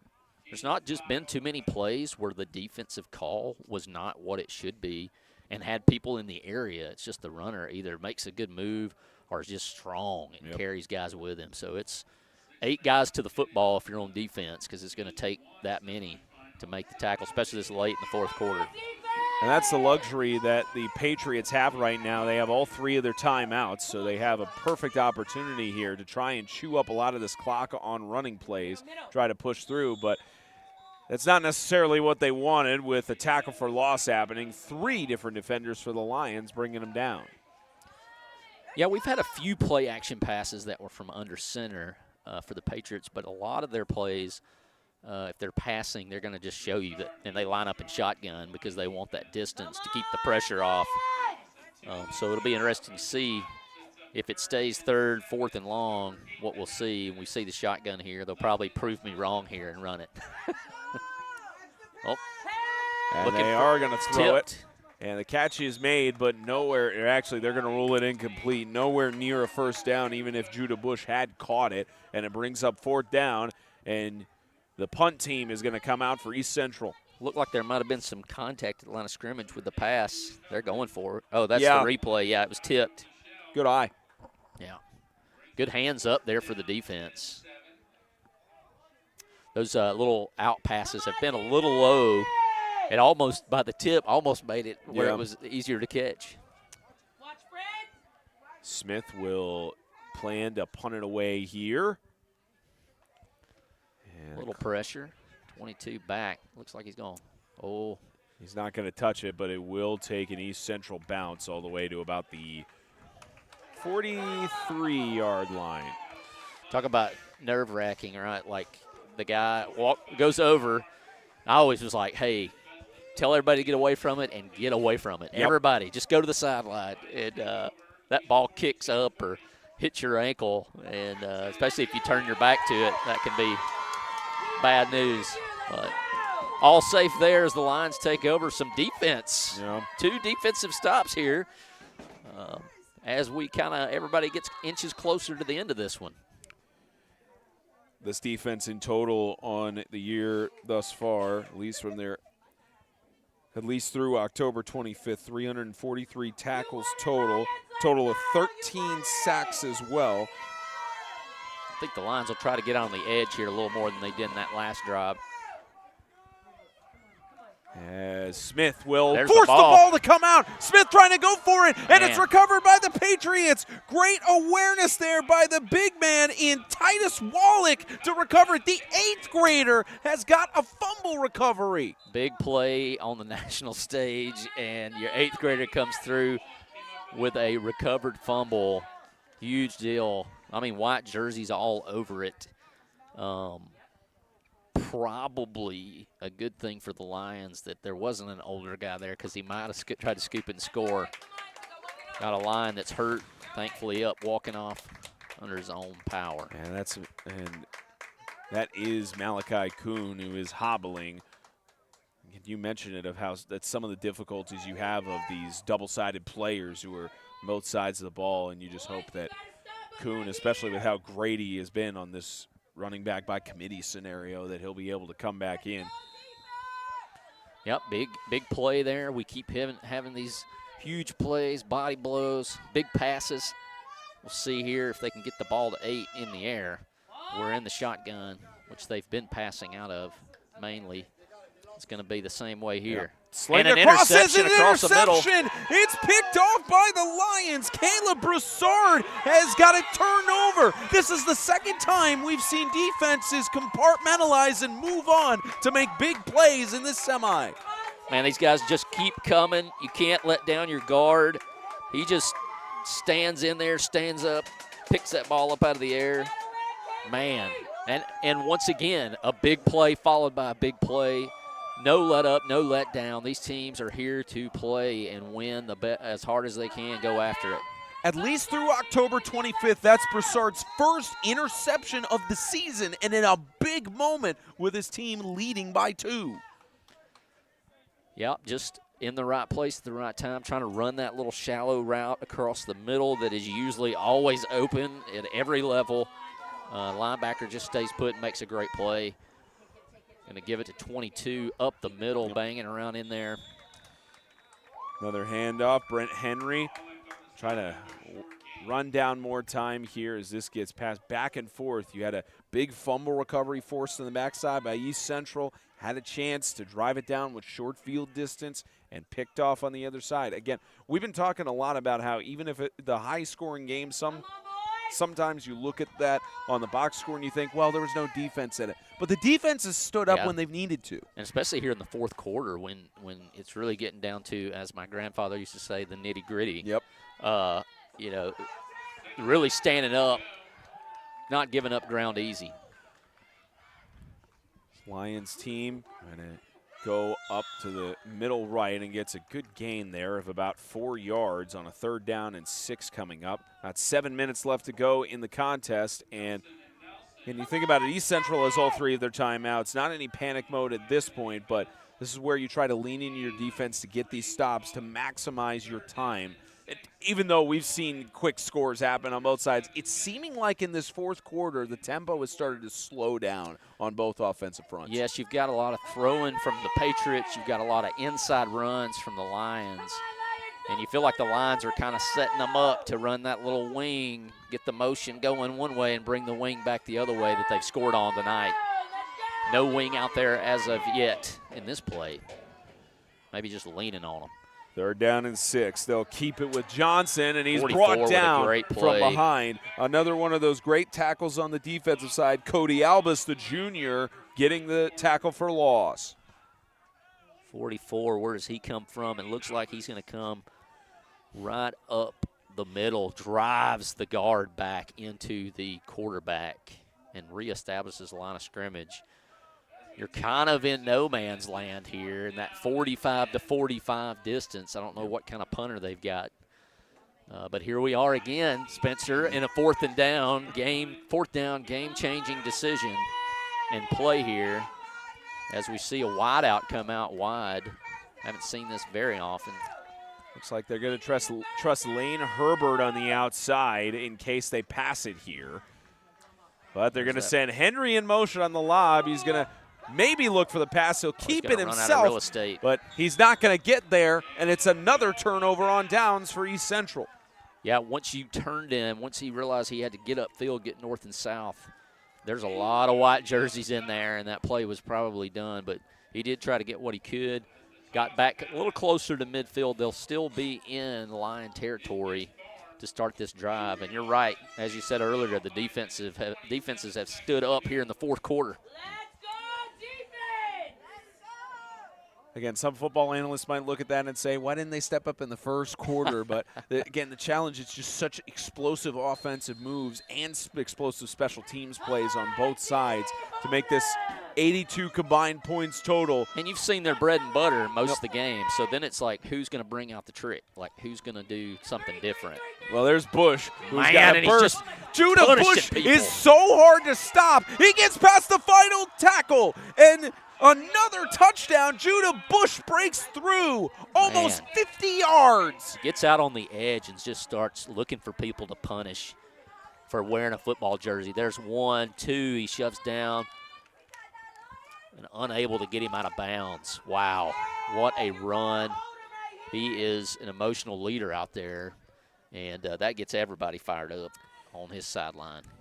I'm telling you, again, it's one of these moments where, yes, they have scored, and, yes, they could go up by 6, but you still have 3 timeouts on the side for East Central, so they at least have some comfort here with 5:15 remaining. Yeah, 46-42, you get the 2-point. And if they score a touchdown, it just ties it. So big play. Looking for the pass on the 2-pointer. Left side of the end zone. Smith gets the catch easily at the left side. That makes it 6 will tie it. 2-point can win it for the Lions. Let's see. A lot of space out there for 8. Oh, nice move to the inside. He's going to be wide open. Maybe just a little too much space and coverage there. Knowing he's just got to get past the white line there. But, you know, 8's been playing all night. It'd be a little tough to come up close. You don't want to get too close, but maybe a little too much space there in the end zone. But either way, makes the play. And that may be one of those routes that you just read it. Like, where's he lined up? Let's throw it where he's not. Find the green grass. Yeah, 5:15 remaining in this competition. Now a combined 90 points between the two sides. Again, if you're Southampton Academy, I'm sure you're looking at this. Your main goal for either of these sides is how do we stop the rushing game? How do we make sure that these guys don't break to the outside? And that's on either side. It's going to be difficult for any defense to really stop either of these teams. Yeah, the Patriots a little more multiple on offense, but the Lions very good at what they do. There's Andrew McGowan again. Hasn't booted deep in a while, and he will squib kick it. This will go down for a return. Try to trade out the yardage is what you're thinking there. There's Brent Henry. But then you gets the edge. He's just so good at avoiding tackles, and it takes, again, wrapping up, clamping down on the Jets. And he gets to the 45-yard line, so about a 20, 25-yard return as the Lions will get back to work with 5:03. Yep, can tie it with a touchdown. Then you get down to one of those things we've talked about all night, 2-point conversion. Of course, right now, Lions, you just want to get a chance at a 2-point conversion. Got a good distance to go, but as we've seen tonight, that's not necessarily been an obstacle to these teams. I would be looking for the Lions to try to get to the edge. Tell you, both of these fan bases, in essence, on their feet. Especially, you can see on the far side of your screen, fan bases for East Central. Starting to get loud here for the Lions. They'll fake the handoff, pitch in the backfield. What a Henry, read by three. What a read by three. By the jersey, and you mentioned it, a great read by Bush. Yeah, he plays quarterback to pitch man very well. Of course, the line kind of gets blown up a little bit back, reestablishes line of scrimmage, pitches that. I couldn't see if he was forced to pitch, but it looked like he pitched it a little early, and that always helps the guy who's trying to play two guys if you pitch it too early. He may have been pressured to pitch it too early. I couldn't see that side, but great play by three out there on the edge. Bring up a loss of 5 yards on the play, and you can think time of the essence that's ticking down here. Still plenty of time on the Lions' end, but kind of what you mentioned earlier about the timeouts at this point. Something you have to think about. Yeah. 2nd and 15. We got to be wary of number 22, and that's going to be the last timeout. Lions are going to burn their final timeout with exactly 4 minutes left to go in the fourth quarter. They'll get a chance to think it over as the Patriots lead by 6.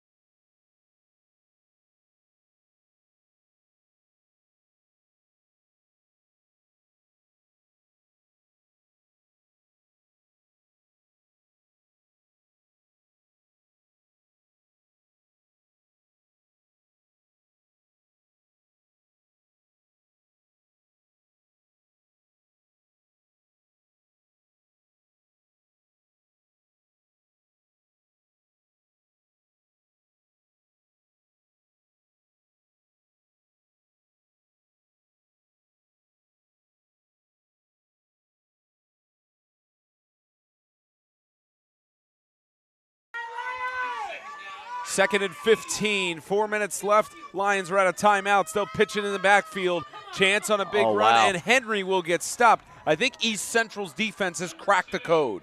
Yeah, number 8 gets upfield. You make a move on him, but he still does what he's supposed to. He slows up, forces the pitch a little early. And another Calvary comes. Yeah, another sight you hate to see as well. Brent Henry being looked at by coaches and the training staff. You hate to see him go down, especially with how great of a workhorse he's been throughout this competition. And they're going to take a chance to look at him. Even with our recent break, we will step aside for an injury timeout.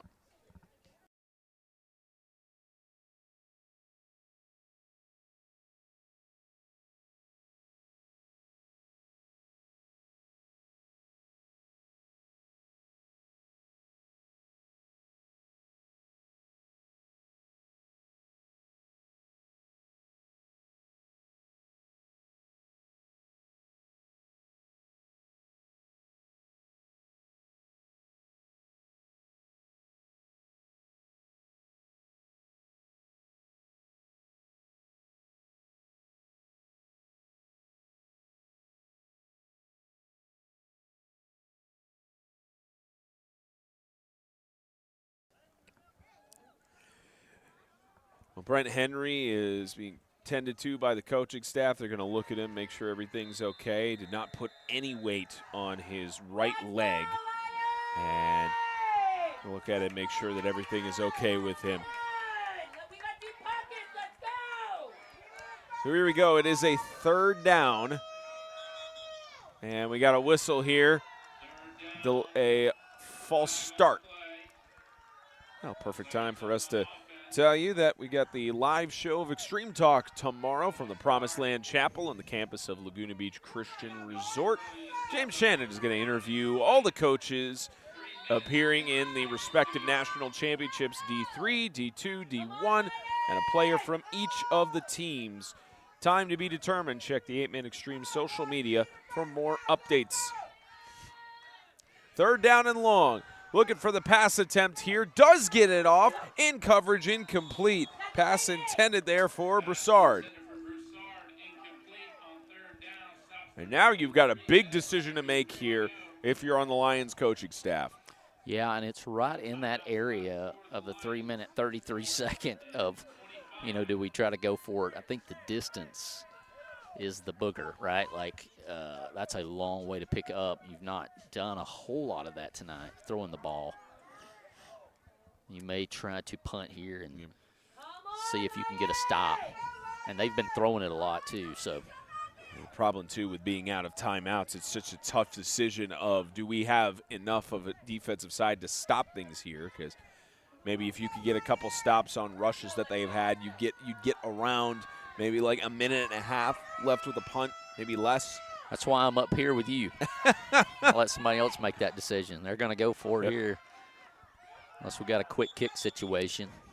And we got whistles here, I believe. East Central is going to burn their first time out of the first half, and they will with 3:33 remaining here. Didn't like the formation that they saw, but now it's East Central Patriots leading by 6 here against the Lions. Yeah, on this one, you kind of have to look at, if you're the offensive coordinator, you're hoping that you may have one of those like Waffle House size menus, and you got several choices that you can choose from of play to pick up. Let's see what falls under the heading of 4th and 20. That's probably a small area on the Waffle House menu. Look, our producer, Brendan Daniel, is very thankful he managed to get nachos here, because if you mentioned Waffle House with him not having something in his stomach to hold him over, but we've been on site since about 8 in the morning here, and not there's anything wrong with concession food here, don't get us wrong, but it's one of those that you need more sustenance. Oh, yeah. So, yeah. No, he did not get the nachos. 4th down. Oh, Scramble here. He's not going to get through, and it's a turnover on downs. Smith and company get the sack. Man, you got to try. There were people everywhere, not faulting the kid, but that's one you kind of try to sling it up there. Of course, there's a chance. There were so many white jerseys around, he might have thought, well, I can break this thing. Either way, hey, the Lions defense has shown up here in the 4th quarter. Let's see if they can do it again. They've played hard all night, both these teams. There's very few times you see semifinals that feel like a championship game with them coming right down to the wire, and that's what we have here. Heavy dose of running back here, or quarterback run. Yeah, a lot of 3 coming at you. Going up the middle here, swallowed up by several Lions, but not after a gain of about 8 yards. Short of the sticks by about, they'll spot it for about 2 or 3. And good carry up the middle there for East Central as time continues to run down. No 2-minute warning in high school football as of now. Unfortunately for the Lions. And both these teams have played hard. Either team they face coming out of it has got a struggle ahead of them. That's what makes the game great, though. Yep. I think virtually a first down ends the game here just by timing circumstances. A big chunk play for about 7 yards. Lions trying to get another stop here. And another handoff up the middle. The first down through Judah Bush, and that may have sealed the game. Guy stuck his head in there to make that tackle, paid the price, but hey, what guts. sticking in there trying to get him on the ground. Does it feel like the wrong ending of the game to you? Because it feels like it should be like on a touchdown or some sort of final play in the game or something. It's been explosive at times. Yeah. And then, like I said, the fourth quarter, both teams kind of found their stride on defense, turnovers, rising up in situations. It's been a great battle. These kids, either way, have nothing to be ashamed of, to hang their head about. Just playing hard. Minute 48 and winding down on a 1st and goal. As another attempted carry there, wrapped up Judah Bush. I think they're just going to trust Bush for the final plays here. Yeah, both these teams representing their states well, putting on a show, playing hard, playing good team, 8 people to the ball, football. And I tell you, we said earlier on the other semifinals on the one-sided games that it was a testament of great defenses, great teams and such. This is just 2 great teams that have been battling it out throughout the entire competition, and you hate to see one of them have to go to a bowl game. They'll still have a celebration on Saturday and still have another competition to play, but this is what you want for the Division II bracket. Both semis being close, and we got whistles. I believe there's going to be second timeout called by the Patriots at 53.4, and I believe they're going to get some seniors in because they will be able to knee it out here with 53.4 remaining and a lead by 6 points. And yet, again, you think about this, Katiana, one of the first appearances here in the NHFA, East Central, been down here last year in the D2 bracket trying to get things going, and now that they have Southampton, it's going to be a tough bout with East Central on Saturday. Yeah, you're looking at a lot of good football coming up the rest of the weekend. This is just getting things started, and in what a great way to kind of get it going. Great outlook for the rest of the weekend, good football. And we don't have an official final score yet on that Evangel and South Haven stream, so waiting for official ruling on there, but it looks like we have 2 victory formations, and that should wrap things up here as East Central will take one more victory formation with a 6-point lead. And what a great competition. We'd have hoped that it would have come down to maybe the Lions with the ball driving down, trying to finish something going. But both teams on defense, they found their stride heading into the fourth quarter. And with one final kneel down, the East Central Patriots are moving on to the Division II championship game against Southampton Academy. How about the flip from the young man in Judah Bush and the stellar game he had? Yeah, as a coach, I'm like, hey, buddy, let's not do anything to get hurt out there. Yes. But, of course, I never had any ability to do anything like that. But like I said, congratulations to both these teams. I've been very impressed by both teams, how they played together. It was certainly team football out there. These coaches obviously have put in a lot of work with these kids, and everybody's to be commended for that. So at least on the last score, it was tied 34-all between the Patriots and the Lightning. Waiting on final update on that score, but that is at least the end of this semi, and that is going to wrap things up from our coverage here. See if we can get one final scoring update before we sign off the air here for East Central's rival in the Evangel Lightning, and see if we've got anything.